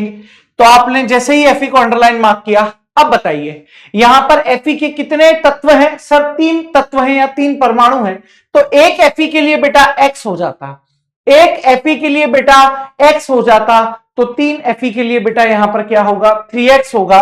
तो सर 3x, सर एक ऑक्सीजन के लिए -2 है, 4 ऑक्सीजन के लिए -8 है, 3x -8 इज इक्वल्स टू 0। तो सर 3x बराबर आप लोगों के पास 8 हो गया, x बराबर मेरे बच्चों आप लोगों के पास 8/3, यानी हम लोगों ने यहां पर 3 Fe का एवरेज निकाल लिया है। ये x बराबर जो 8/3 है, ये आप लोगों के पास क्या है मेरे दोस्त? एवरेज है, और ये आप लोगों के पास है ऑक्सीडेशन नंबर। ये आप लोगों के पास क्या है दोस्त? ऑक्सीडेशन नंबर है। क्या इतनी चीज क्लियर है आप लोगों के पास? आपने कहा बिल्कुल क्लियर है। सर अब मैं यहां पर ऑक्सीडेशन स्टेट बताना चाहता हूं, तो आप क्या लिखोगे दोस्तों कि सर ये जो Fe3O4 है ना, ये इस रूप में रहता ही नहीं है जैसा आप लोगों को दिखाई दे रहा है। ये Fe3O4 इस रूप में रहता ही नहीं है। सर ये किस रूप में रहता है? आप कहोगे सर ये FeO प्लस का Fe2O3 के रूप में रहता है। ये FeO प्लस का Fe2O3 के रूप में यहां पर रहता है। तो सर यहां पर जरा देखने की कोशिश कीजिए। सर यहां पर ये Fe अलग है मेरे बच्चे, यहां पर ये Fe अलग है, और दोनों का इंडिविजुअल नंबर हम लोग निकालेंगे। तो सर अगर मैं यहां पर बात करूं, एक ही Fe है तो एक x, एक ऑक्सीजन का -2, चूंकि उदासीन है इसलिए 0, x बराबर +2, यानी FeO में जो Fe है उसका ऑक्सीडेशन स्टेट है बेटा +2। सर Fe2O3 में बात करें, सर 2 Fe है तो 2x, सर एक ऑक्सीजन का -2 होता है, 3 ऑक्सीजन का -6 होगा, बराबर लगाकर 0। सर 2x बराबर यहां पर 6, उधर जाएगा तो 6, x बराबर +3। तो आप क्या देख पा रहे हैं? क्या देख पा रहे हैं? यहां एवरेज था, तीनों Fe का जो ऑक्सीकरण नंबर आ रहा था वो 8/3 था, इसलिए ऑक्सीडेशन नंबर था, और यहां अलग अलग निकाला है, तो मेरे बच्चे ये आप लोगों के पास कहलाएगा ऑक्सीडेशन स्टेट। ये यहां पर मेरे बच्चे आप लोगों के पास क्या कहलाएगा? Oxidation state. ये यहां पर आप लोगों के पास क्या कहलाएगा दोस्त? Oxidation state. ये यहां पर मेरे बच्चों आप लोगों के पास क्या कहलाएगा? Oxidation state. तो मेरे हिसाब से दोनों डाउट क्लियर हो गए, वैलेंसी का डाउट क्लियर हो गया, और सर ऑक्सीडेशन नंबर और ऑक्सीडेशन स्टेट का डाउट क्लियर हो गया। सब क्लियर करा दूंगा, अपने नोट से बाहर कुछ नहीं जाएगा, चाहे नीट तो छोड़ो रे, मैं IIT के सवाल तुम लोगों को करा देता हूं रैंक वालों में। नीट तो छोड़ो रे, नीट तो वो चिलगोजे सवाल से ही करा दूंगा मैं। नीट क्लियर तो मैं जो चिलगोजे सवाल कराता हूं ना उनसे ही करा दूंगा। रैंक में तो आपको आईआईटी टाइप के सवाल भी मैं करा दे रहा हूं, और तो छोड़ो रे, धमाकेदार तरीके से इस साल पढ़ाया जाएगा, धमाकेदार एकदम, क्योंकि ठंकी हुई है भाई। जब मेरी सरकती है तो फिर बस, और इस साल सरकी हुई है बहुत बुरी वाली, तो अपन तो भैया हाई लेवल का ही करेंगे। आपको अपना लेवल सुधारना होगा, पहले ही मैं बोल रहा हूं। जितना ज्यादा लेवल आप सुधारोगे ना, ये दुनिया आपके कदमों में झुकी होगी मेरे दोस्तों, ये याद रखना। जितना अच्छा लेवल आपका पढ़ाई का होगा, उतनी जल्दी ये दुनिया आपके कदमों में झुक जाएगी। और इस साल झुकाना है। कोई चेहरे पर हंसी नहीं, जब तक नीट में कॉलेज में हमारा सिलेक्शन ना हो जाए तब तक चेहरे पे हंसी नहीं होनी चाहिए, चेहरे पे गुस्सा होना चाहिए, सामने वाला घबरा जाए देख के। ठीक है, तो ये चीजें आप लोगों को यहां पर बता दी गई हैं।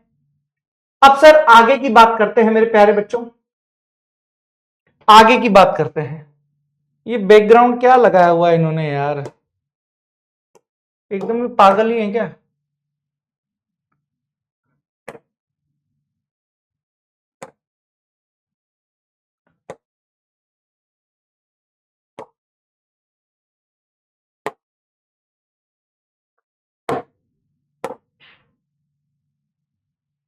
चलिए, ये हो गया दोस्तों। अब हम लोग बात करेंगे मेरे प्यारे बच्चों आप लोगों के पास किसकी, सर अब हम लोग बात करेंगे यहां पर सर ऑक्सीकरण अंक या ऑक्सीकरण अवस्था के ज्ञात करने के नियम पर। किसकी बात करेंगे मेरे प्यारे बच्चों आप लोगों के पास? सर ऑक्सीकरण अंक या ऑक्सीकरण अवस्था ज्ञात करने के नियम। देखो वैसे तो ये अलग अलग होती है, मैंने पहले ही बोला आपको, वैसे तो ये अलग अलग होती है, बट फिर भी हम जनरली एक ही मान के सॉल्व कर लेते हैं, ठीक है। लेकिन अंतर क्या होता है वो मैंने आप लोगों को बता दिया। आइए आइए मेरे दोस्तों, हम लोग यहां पर शुरू करते हैं रूल नंबर 1। रूल नंबर 1 शुरू करते हैं मेरे बच्चों। क्या रहेगा क्या नहीं रहेगा जरा ध्यान से देखने की कोशिश कीजिए। सबसे पहला रूल मैं आप लोगों को बताना जा रहा हूं कि सर शून्य ऑक्सीकरण अवस्था या जीरो ऑक्सीडेशन स्टेट या शून्य ऑक्सीकरण किन किन का होता है, ये चीजें बेटा बहुत ध्यान में आपको रखनी है। तो आइए मैं आपको बताता हूं कि सर शून्य ऑक्सीकरण अंक या शून्य ऑक्सीकरण अवस्था आप किसका रखते हैं। तो उसके लिए कंडीशन है मेरे बच्चों। क्या कंडीशन है जरा देखिए, कि अगर कोई तत्व अकेला है, अगर कोई तत्व अकेला है या फिर मुक्त अवस्था में है या फिर विलगित अवस्था में है। विलगित मतलब अकेला पड़ा हुआ। क्या लाइन बोल रहा हूं मैं आप लोगों से, कि अगर कोई तत्व अकेला पड़ा हुआ है या फिर मुक्त अवस्था में है या फिर विलगित अवस्था में है, अर्थात किसी के साथ भी किसी भी प्रकार के यौगिक का निर्माण नहीं कर रहा है, तो उस कंडीशन में उसकी ऑक्सीकरण अवस्था क्या मानी जाती है मेरे दोस्त? जीरो मानी जाती है। क्या मानी जाती है मेरे दोस्त? जीरो मानी जाती है। जैसे सोडियम सॉलिड अकेला है, किसी के साथ कोई यौगिक नहीं बना रहा है, तो इसकी ऑक्सीकरण अवस्था जीरो। कॉपर सॉलिड अकेला है, किसी के साथ कोई यौगिक नहीं बना रहा, इसकी ऑक्सीकरण अवस्था जीरो। आयरन Fe किसी के साथ किसी भी प्रकार के यौगिक का निर्माण नहीं कर रहा है, इसकी ऑक्सीकरण अवस्था जीरो। सर जिंक सॉलिड किसी के साथ भी किसी भी प्रकार के यौगिक का निर्माण नहीं कर रहा है, ऑक्सीकरण अवस्था जीरो। मरकरी लिक्विड किसी भी प्रकार के यौगिक का निर्माण नहीं कर रहा है, ऑक्सीडेशन स्टेट जीरो। सर आगे, सर आगे, यदि किसी अणु में समान प्रकार के दो या दो से अधिक परमाणु उपस्थित हैं, यानी बहुपरमाणविक या ऐसे बोलो सम बहुपरमाणविक या सम द्विपरमाणविक प्रकार के अणु हो। भाई सभी को पता है अणु, अणु का निर्माण किसके द्वारा होता है बेटा? परमाणुओं के द्वारा। अणु का निर्माण किसके द्वारा होता है बेटा? परमाणुओं के द्वारा। तो लाइन यहां पर क्या बोली जाएगी कि यदि किसी अणु में समान प्रकार के दो से अधिक परमाणु हैं, तो उनकी ऑक्सीकरण अवस्था शून्य मानी जाती है। उनकी ऑक्सीकरण अवस्था क्या मानी जाती है बेटा? शून्य यहां पर मानी जाती है। जैसे जैसे सर O2Cl2P4 एसिड, ये सारे अणु हैं। O2 के एक अणु में ऑक्सीजन के दो परमाणु हैं, तो इस पूरे की जो ऑक्सीडेशन स्टेट है शून्य होगी। Cl2 के एक अणु में क्लोरीन के 2 परमाणु हैं, ऑक्सीडेशन स्टेट 0। P4 के एक अणु में फास्फोरस के 4 परमाणु हैं, ऑक्सीडेशन स्टेट 0। एसेट के एक अणु में 8 सल्फर के परमाणु हैं, ऑक्सीडेशन स्टेट 0। यानी किसी भी अणु में अगर समान प्रकार के परमाणु हैं तो उनकी ऑक्सीकरण अवस्था मेरे दोस्त शून्य मानी जाती है। ठीक है सर। सर अगला नियम यहां पर आप लोगों के पास क्या है मेरे बच्चों, जरा देखने की कोशिश कीजिए। अगला नियम यहां पर आप लोगों के पास क्या है, जरा देखिए। ये या यहीं पर एक और चीज मैं आप लोगों को बताना चाह रहा हूं, कौन सा है जरा देखिए। एक और चीज मैं यहां पर लिख देना चाहता हूं,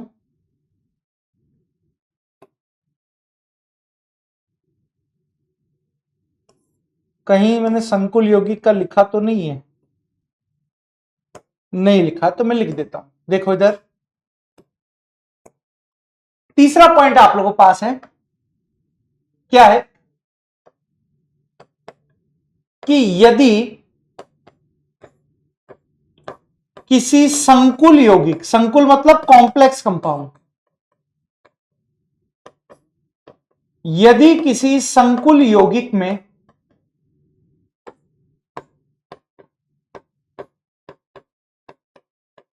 उदासीन लिगेंड जैसे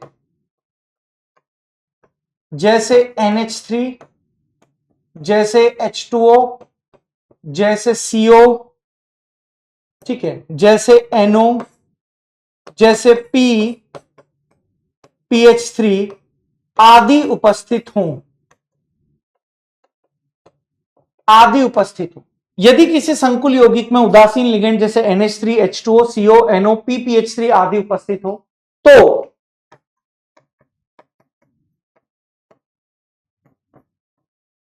केंद्रीय धातु परमाणु का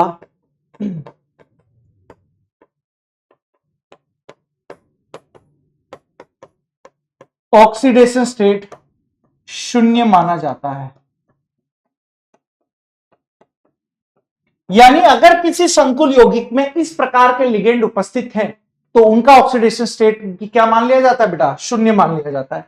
जैसे आप यहां पर देखने की कोशिश कीजिए सर, NiCO4 ये संकुल यौगिक है। NiCO4 क्या है मेरे दोस्त, संकुल यौगिक है, और CO आप लोगों के पास उदासीन लिगेंड है, तो इसमें जो Ni का ऑक्सीडेशन स्टेट है वो क्या माना जाएगा दोस्त, 0 माना जाएगा। सब कुछ अपने नोट से बाहर कुछ नहीं जाएगा बेटा, इस साल पूरा ही पैटर्न ही चेंज कर दिया है। ठीक है sir. Sir rule number second आप लोगों के लिए क्या आ रहा है, जरा देखने की कोशिश कीजिए मेरे बच्चों। सर रूल नंबर सेकंड आप लोगों के पास आ रहा है भाई, एक्स ब्लॉक धातुओं की ऑक्सीडेशन स्टेट क्या मानी जाती है मेरे बच्चों, जरा इसको यहां पर समझने की कोशिश कीजिए। रूल नंबर सेकंड किसके लिए मेरे प्यारे बच्चों, सर एस ब्लॉक धातुओं के लिए है, यानी एस ब्लॉक धातुओं की ऑक्सीडेशन स्टेट के लिए है। जरा समझने की कोशिश कीजिए, जरा यहां पर समझने की कोशिश कीजिए। सर एस ब्लॉक धातुएं 2 प्रकार की आप लोगों के पास होती है। एस ब्लॉक धातुएं मेरे बच्चे 2 प्रकार की आप लोगों के पास होती है, एक फर्स्ट है वर्ग की धातुएं और एक होती है सर सेकेंड वर्ग की धातु। एक होती है मेरे दोस्त फर्स्ट वर्ग की धातुएं, एक होती है मेरे दोस्त सेकेंड वर्ग की धातुएं। क्या रहता है क्या नहीं रहता है, जरा समझने की कोशिश कीजिए। जैसे फर्स्ट में आप लोगों के पास कौन है sir, lithium, sodium, potassium, rubidium, caesium. Sir francium को नहीं लेते क्योंकि फ्रॉन्शियम रेडियो एक्टिव है। इसी प्रकार से लास्ट वाले में भी जो रेडियो एक्टिव है उसको नहीं लिया जाता। तो lithium, sodium, potassium, rubidium, caesium, beryllium, magnesium, calcium, strontium, barium. तो भैया इनके यौगिकों में इनकी ऑक्सीकरण अवस्था हमेशा क्या रहेगी दोस्त, +1। हमेशा का मतलब हमेशा। और सर जो इनसे मिलकर यौगिक बने होंगे उनमें इनकी ऑक्सीडेशन स्टेट हमेशा क्या रहेगी, +2। हमेशा का मतलब हमेशा। सर एग्जांपल से समझने का प्रयास कीजिए। जैसे NaCl आप लोगों के पास है, जैसे क्या है मेरे बच्चे आप लोगों के पास NaCl है, आइए जरा समझने की कोशिश कीजिए NaCl को। सर NaCl आप लोगों के पास टूट रहा है Na प्लस Cl माइनस, तो Na की ऑक्सीडेशन स्टेट +1। सर KCl आप लोगों के पास टूट रहा है K प्लस Cl माइनस में, पता लग ही रहा है कि पोटेशियम की ऑक्सीडेशन स्टेट +1। सर MgCl2 आप लोगों के पास टूट रहा है Mg plus 2 Cl minus, Mg plus 2 Cl minus, यानी Mg के ऊपर जो ऑक्सीडेशन स्टेट है वो +2 है। Sir calcium hydroxide CaOH whole twice, ठीक है, कैल्शियम हाइड्रोक्साइड मतलब CaOH होल ट्वाइस, किसमें टूट रहा है बेटा, Ca +2 2OH माइनस, तो यहां कैल्शियम की ऑक्सीडेशन स्टेट +2। इसका मतलब हम सीधी ये लाइन याद कर ले, आपके सारे सवाल बन जाएंगे कि फर्स्ट वर्ग की धातुओं में जो इनकी ऑक्सीडेशन स्टेट है वो +1 रहेगी और इनकी ऑक्सीडेशन स्टेट हमेशा आप लोगों के पास +2 रहेगी। ठीक है भैया, ओके। सर रूल नंबर 3 इंतजार कर रहा है मेरे दोस्तों आप लोगों के पास। रूल नंबर 3 किसके लिए है? सर पी ब्लॉक की ऑक्सीडेशन स्टेट को याद करने के लिए है। पी ब्लॉक के लिए मेरे बच्चों ऑक्सीडेशन स्टेट के लिए रूल है।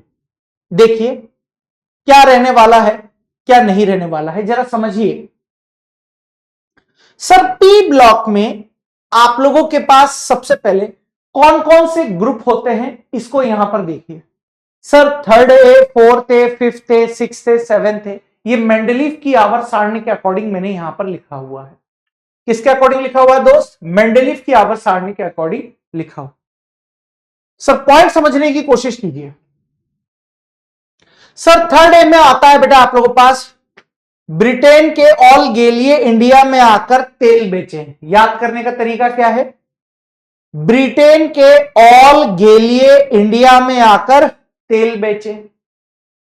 सर 4th ए को याद करने का तरीका क्या है? काजोल सिमरन जितेंद्र संघ प्रभुदेवा। कैसे याद करोगे? काजोल सिमरन जितेंद्र संघ प्रभुदेवा। 5th को कैसे याद करोगे? नई पड़ोसन ने ऐसी सब्जी बनाई। 5th ए को कैसे याद करोगे बेटा? नई पड़ोसन ने ऐसी सब्जी बनाई। 6th ए को कैसे याद करोगे? ओ स्टाइल से टी पो। किसको याद करोगे बेटा? 6 को ओ स्टाइल से टी पो। ठीक है। 7th ए को कैसे याद करोगे? Full colour bright in Aiwa TV. 7th वाले को कैसे याद करोगे? Full colour bright in Aiwa TV. और 0 वाले को कैसे याद करोगे? हे नेता और कर्मचारी जीते रहो। हे नेता और कर्मचारी जीते रहो। ठीक है, ये ट्रिक्स बता दी मैंने। कह रही है 5वीं 6ठी की बात है, आजकल स्कूल में कोई भी मुंह धोकर उठा के ये ट्रिक्स बता देता है और महान बनने का वहां पर ड्रामा करता है। कोई महान की बात नहीं है, ट्रिक तो कोई सी भी हो सकती है।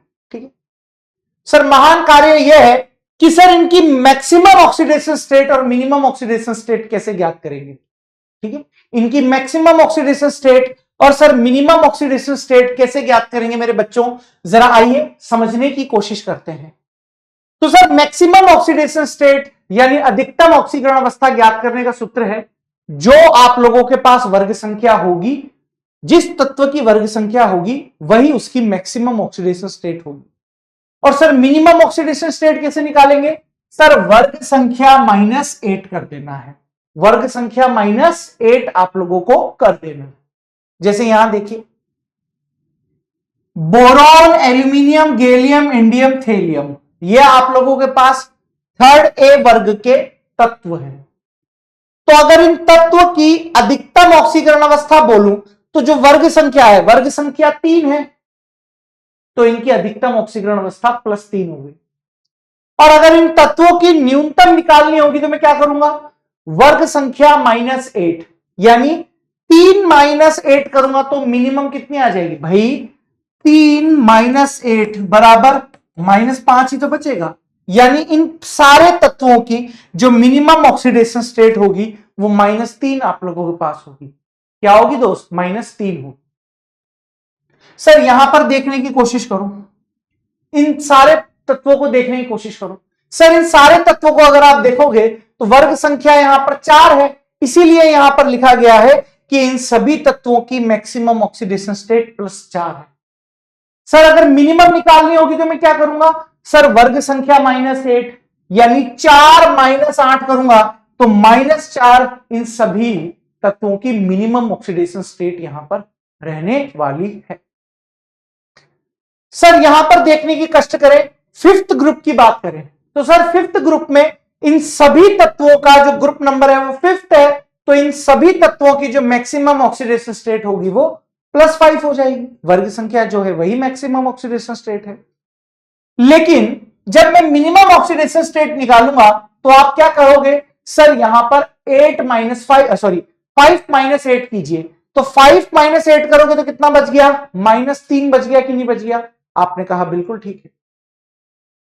सर सिक्स्थ वर्ग के सारे तत्व यहां पर आप लोगों के पास दिए गए हैं, सिक्स्थ वर्ग के सारे तत्व मेरे बच्चों यहां पर दे दिए गए हैं। जरा देख कर बताइए यहां पर कि सिक्स्थ वर्ग है तो जो वर्ग संख्या वही मैक्सिमम ऑक्सीडेशन स्टेट है, तो मेरे दोस्त यहां पर जो मैक्सिमम ऑक्सीडेशन स्टेट है वो +6 ही है, ठीक है ना। लेकिन अगर मैं बात करूं आप लोगों से, यहां पर ध्यान से देखिएगा, अगर मैं यहां पर बात करूं आप लोगों से तो पॉइंट यहां पर क्या रहने वाला है, मिनिमम कैसे निकालोगे, 6 - 8, मिनिमम कैसे निकालोगे बेटा, 6 - 8, तो -2 यहां पर मिनिमम ऑक्सीडेशन स्टेट। इसी प्रकार से आप 7th की निकाल लीजिए। अच्छा, ये जितना भी 0 वर्ग के बारे में मैंने लिखा हुआ है तो इसका मतलब है इनकी ऑक्सीडेशन स्टेट 0 ही रहती है, इस वजह से इनको अक्रिय गैस तत्व बोला जाता है, ठीक है, इसीलिए मैंने यहां 0 लिखा है। हे नेता और कर्मचारी जीते रहो, 0 ऑक्सीडेशन स्टेट मैंने यहां पर लिखी है। उम्मीद करूंगा कि ये रूल्स आप लोगों के भेजे में उतर रहे होंगे। सर रूल नंबर 4 क्या है आप लोगों के पास, आइए मेरे बच्चों, बहुत बेहतरीन रूल है, बहुत ही ज्यादा बेहतरीन रूल है मेरे बच्चों। अगर ये आ गया तो लाइफ जिंगा लाला, अगर ये आ गया मेरे बच्चों तो लाइफ एकदम जिंगा लाला। आइए, फोर्थ रूल आप लोगों के पास क्या है, जरा समझने की कोशिश कीजिए, ठीक है, जरा शांति के साथ धैर्य के साथ समझने की कोशिश कीजिए कि सर डी ब्लॉक तत्वों की ऑक्सीडेशन स्टेट क्या रहेगी, डी ब्लॉक तत्वों के लिए ऑक्सीडेशन स्टेट क्या रहेगी। तो भैया आपको पता होना चाहिए कि डी ब्लॉक में आप लोगों के पास सीरीज होती है, श्रेणी होती है, 3D सीरीज अलग होती है, 4D सीरीज अलग होती है, 5D सीरीज अलग होती है, 6D सीरीज अलग होती है, और ये पीरियोडिक टेबल में आपको मिल जाएगी बेटा, ये सारी चीजें आपको मिल जाएंगी जो मैं बात कर रहा हूं। 3D सीरीज के तत्व कैसे याद करते हैं sir, science teacher Vinita Kripalani मन फे को नी क्यों झगड़ती हो, कैसे याद करते हैं, साइंस टीचर विनीता कृपलानी मन फे को नी क्यों झगड़ती हो, यह आप लोगों के पास 3D सीरीज है। सर 4D सीरीज यहां लिखी हुई नहीं है, लेकिन मैं ट्रिक आपको सुना देता हूं, क्या है आप लोगों के पास, यारी जरा निभा मौत तक रुकावट राह में पड़े आग में कूद जा। सर 5D ला हफ्ता वरना रे उसकी इधर पिटाई और होगी, खत्म खत्म। अपन ऑलराउंडर है, फिजिकल ऑर्गेनिक इनऑर्गेनिक सब ऑलराउंडर है अपन। कहने का मतलब है ये सारी चीजें आपको इनऑर्गेनिक में तो वैसे पढ़ाएंगे ही सही, कहीं अगर मैं पढ़ा दूंगा तो आपके इनऑर्गेनिक वाले सर लड़ने लग जाए कि सर आपने हमारा पोर्शन भी पढ़ा दिया, अब हम क्या पढ़ाएंगे। इसलिए ये सारी चीजें डिटेल में आपको इनऑर्गेनिक केमिस्ट्री में पढ़ने को मिलेगी ही सही, लेकिन जो हमारे काम की चीज है 3D सीरीज वो मैंने यहां पर आप लोगों के लिए लिख दी है।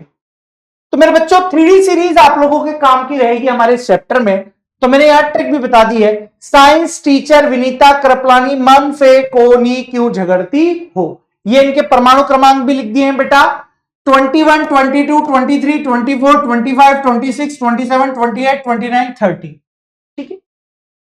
इलेक्ट्रॉनिक कंफिग्रेशन देखो, 21 परमाणु क्रमांक है तो 21 इलेक्ट्रॉन भरने, कैसे भरेंगे, AR18 लिखते ही मतलब मैंने 18 इलेक्ट्रॉन भर दिए, जैसे ही मैंने AR18 लिखा 18 इलेक्ट्रॉन भर दिए, तो 21 में से 18 गए तो 3 और इलेक्ट्रॉन भरने, 4s2 3d1, यहां पर भी AR18 4s2 3d2, AR18 4s2 3d3।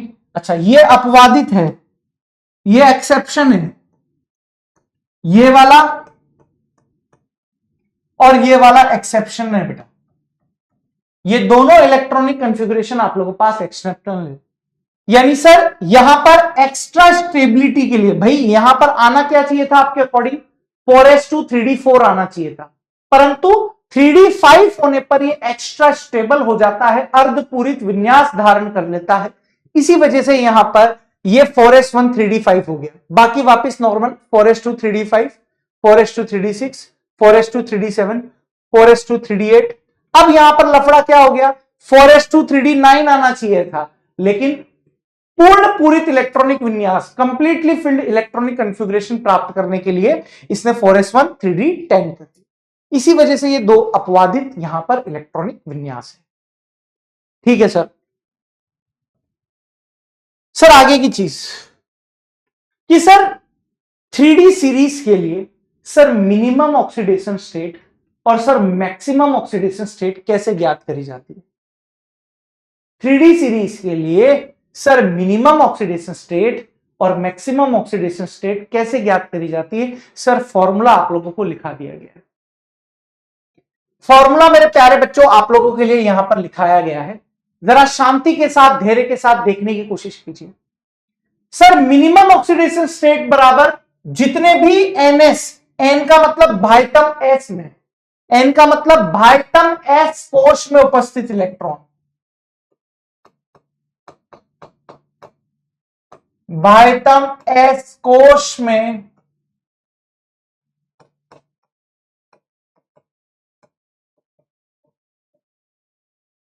NS का मतलब क्या हो गया दोस्त, भाइटम S कोश में उपस्थित इलेक्ट्रॉन, वही यहां पर मिनिमम ऑक्सीडेशन स्टेट होता है।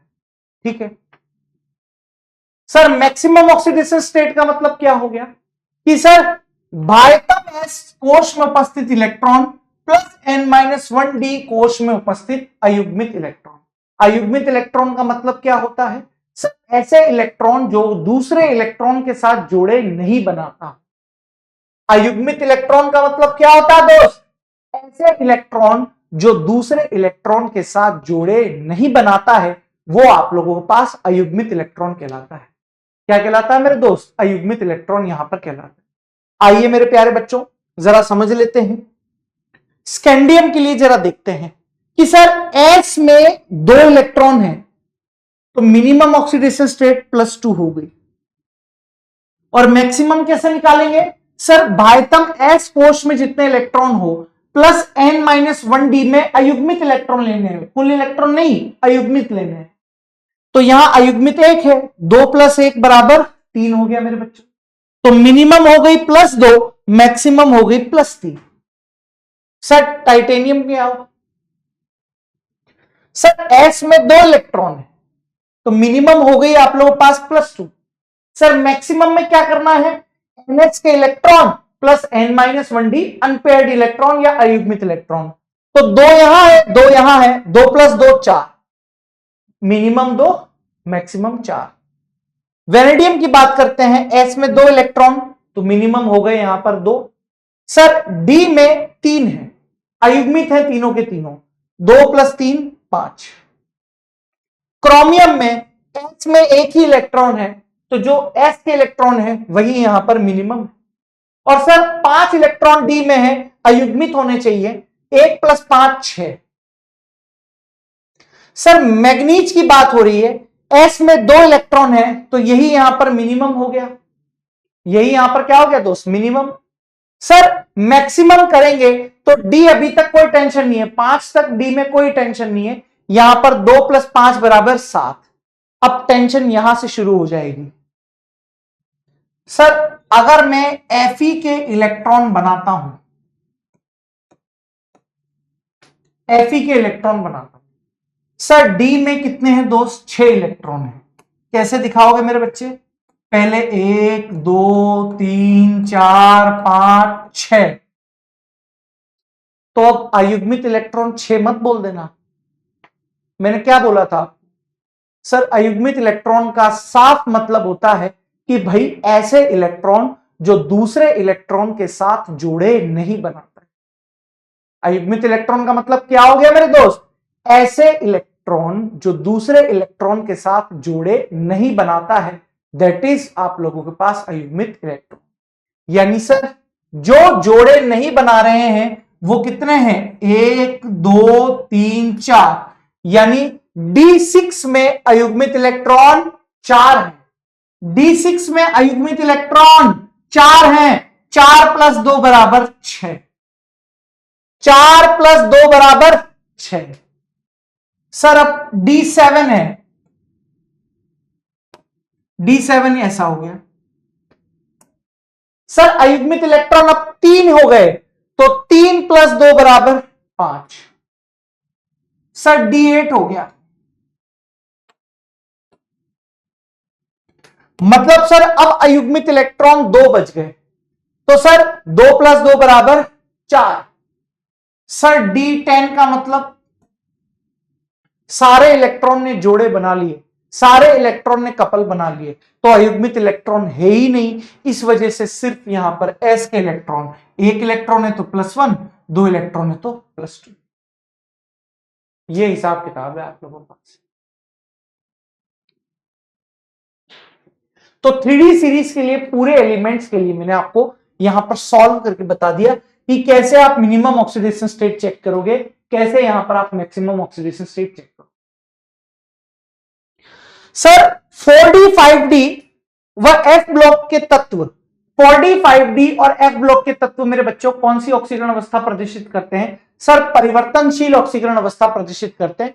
यानी मेरे बच्चों यहां पर इनकी ऑक्सीकरण अवस्था परिवर्तित होती रहती है, कोई फिक्स मान नहीं हो। इसलिए मैंने यहां पर उनके लिए क्या यूज किया शब्द कि भाई परिवर्तनशील ऑक्सीकरण अवस्था है। अगर ऊर्जा में अंतर कम हुआ, इलेक्ट्रॉनों के ऊर्जा अंतराल कम हुआ, तो अधिक परिवर्तन दर्शाते हैं यहां पर ऑक्सीडेशन स्टेट का। तो हमको वो याद करने की कोई आवश्यकता नहीं है, इसे मैंने यहां पर लिख दिया 4D 5D व F ब्लॉक के तत्व परिवर्तनशील ऑक्सीकरण अवस्था दर्शाते हैं। सर इतना ही करेंगे आज के लिए, आज के लिए इतना ही करेंगे, ठीक है।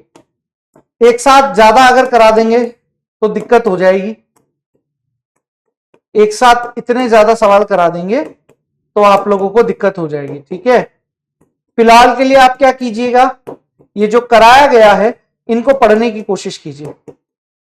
जो ये सवाल आप लोगों को किए हैं, कल हम लोग खूब सारे, देख रहे हो आप सवाल, इतने ढेर सारे सवाल हम लोग यहां पर करेंगे दोस्तों, इतने ढेर सारे सवाल हम लोग यहां पर करेंगे, ठीक है ना। होमवर्क में रिवाइज कीजिए बस नोट्स को आज तो।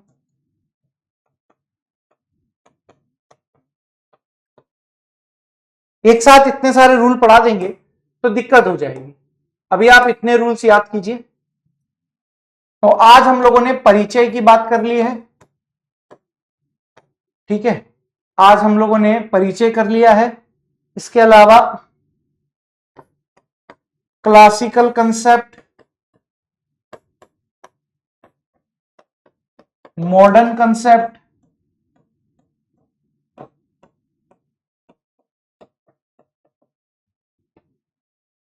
क्लासिकल मॉडर्न, ऑक्सीडेशन,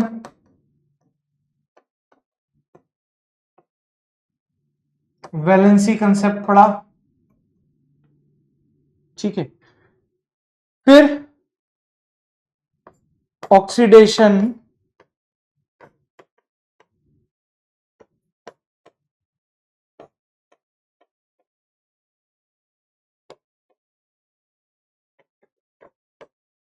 आज के लिए इतना ही करेंगे, है ना। कल आप लोगों के सारे नंबर्स और खूब सारे सवाल होंगे यहां पर, ठीक है मेरे बच्चों। धन्यवाद। यदि किसी बच्चे को किसी भी प्रकार का डाउट हो, मैं आपके सारे कमेंट्स पढ़ता हूं मेरे बच्चों, है ना। जितने भी कमेंट्स आप लोगों के पास है मेरे बच्चों, वो सारे कमेंट्स मैं आप लोगों को देखता भी हूं, और जो उसमें काम की चीजें रहती है, देखो फालतू के भी बहुत सारे कमेंट्स होते हैं, लेकिन जो आप लोगों के काम के हैं वो यहां पर हम लोग यहां पर बुक कर देंगे, ठीक है। चलिए, तो यहां से पॉइंट क्या रहने वाला आप लोगों के पास, जरा देखो। तो जिसको भी डाउट हो या तो पीडब्ल्यू ऐप में आप लिख दीजिए, मैं आपके जो भी जेन्युइन डाउट होंगे उन सबके जवाब दे दूंगा। और अगर फिर भी कोई दिक्कत हो तो आपको पता ही है सोशल मीडिया, वहां पर आप पूछ सकते हो मेरे से, ठीक है। आईडी वाईडी सब आपको पता ही है। हाँ, एक तगड़ी वाली मुझे, एक तगड़ी वाली याद आ रही है, एक तगड़ी वाली याद आ रही है बस। तगड़ी वाली याद आ रही है, सुन लो जरा। क्या है पॉइंट? रख हौसला, रख हौसला वो मंजर भी आएगा, रख हौसला वो मंजर भी आएगा, प्यासे के पास चलकर समंदर भी आएगा। रख हौसला वो मंजर भी आएगा, प्यासे के पास चलकर समंदर भी आएगा। थक कर ना बैठ ए मंजिल के मुसाफिर, थक कर ना बैठ ए मंजिल के मुसाफिर, मंजिल भी मिलेगी और मंजिल मिलने का मजा भी आएगा। तो इसका मतलब है कि डिमोटिवेट नहीं होना है, हारना नहीं है परिस्थितियों से, लड़ते रहना है। ऑस्ट्रेलियन माइंडसेट अपनाना है, Australian Virat Kohli mindset, Dhoni mindset. जब तक होगा लास्ट तक लड़ेंगे, हारेंगे जीतेंगे सब बाद में देखेंगे, लेकिन जब तक होगा लास्ट तक प्रयासरत रहना है, लास्ट तक हम लोगों को जूझना है परिस्थितियों से। तब जाकर बेटा कहीं ना कहीं आप लोग लास्ट मोमेंट पर इतने काबिल बन जाओगे, इतने मोटिवेट हो जाओगे कि ये नीट वीट को तो आप ऐसे बच्चे की तरह निपटा दोगे। ठीक है, तो डिमोटिवेट नहीं होना है बिल्कुल भी। मैं आप लोगों के साथ हूं हर कंडीशन में, चाहे अच्छी कंडीशन हो चाहे बुरी कंडीशन हो। अब इसका मतलब ये नहीं है कि सर आप रात को 2 बजे भी कॉल कर दोगे, नहीं, मैं आपके साथ खड़ा हुआ हूं हर विपरीत परिस्थिति में, ये तय है। और आप देख भी रहे होंगे इस साल की मेहनत से, ऐसा नहीं है कि पिछले साल हम लोगों ने मेहनत नहीं किया था, मेहनत किया है हम लोगों ने, लेकिन सिर्फ मास्टर की मेहनत से रिजल्ट नहीं आता, बच्चों की भी उतनी ही मेहनत होनी चाहिए। तो अगर आपको कभी बड़े या थोड़े से हार्ड सवाल करा दिए जाए ना, तो आपको वहां पर रायता नहीं फैलाना है, आपको रायता नहीं फैलाना है। अगर हम लोग थोड़े से हार्ड सवाल कराएं तो इसका मतलब आपको अपने आप में मोटिवेशन रखना है कि नहीं, इस सवाल को तो करके ही दम लेंगे। अगर इस तरीके का माइंडसेट रखोगे ना तो जीवन में तरक्की अवश्य मिलेगी। ठीक है मेरे बच्चों, बाकी सारे टीचर्स बहुत जबरदस्त मेहनत कर रहे हैं, इस साल कुछ भी करके हम लोगों को रैंक लानी है। धन्यवाद।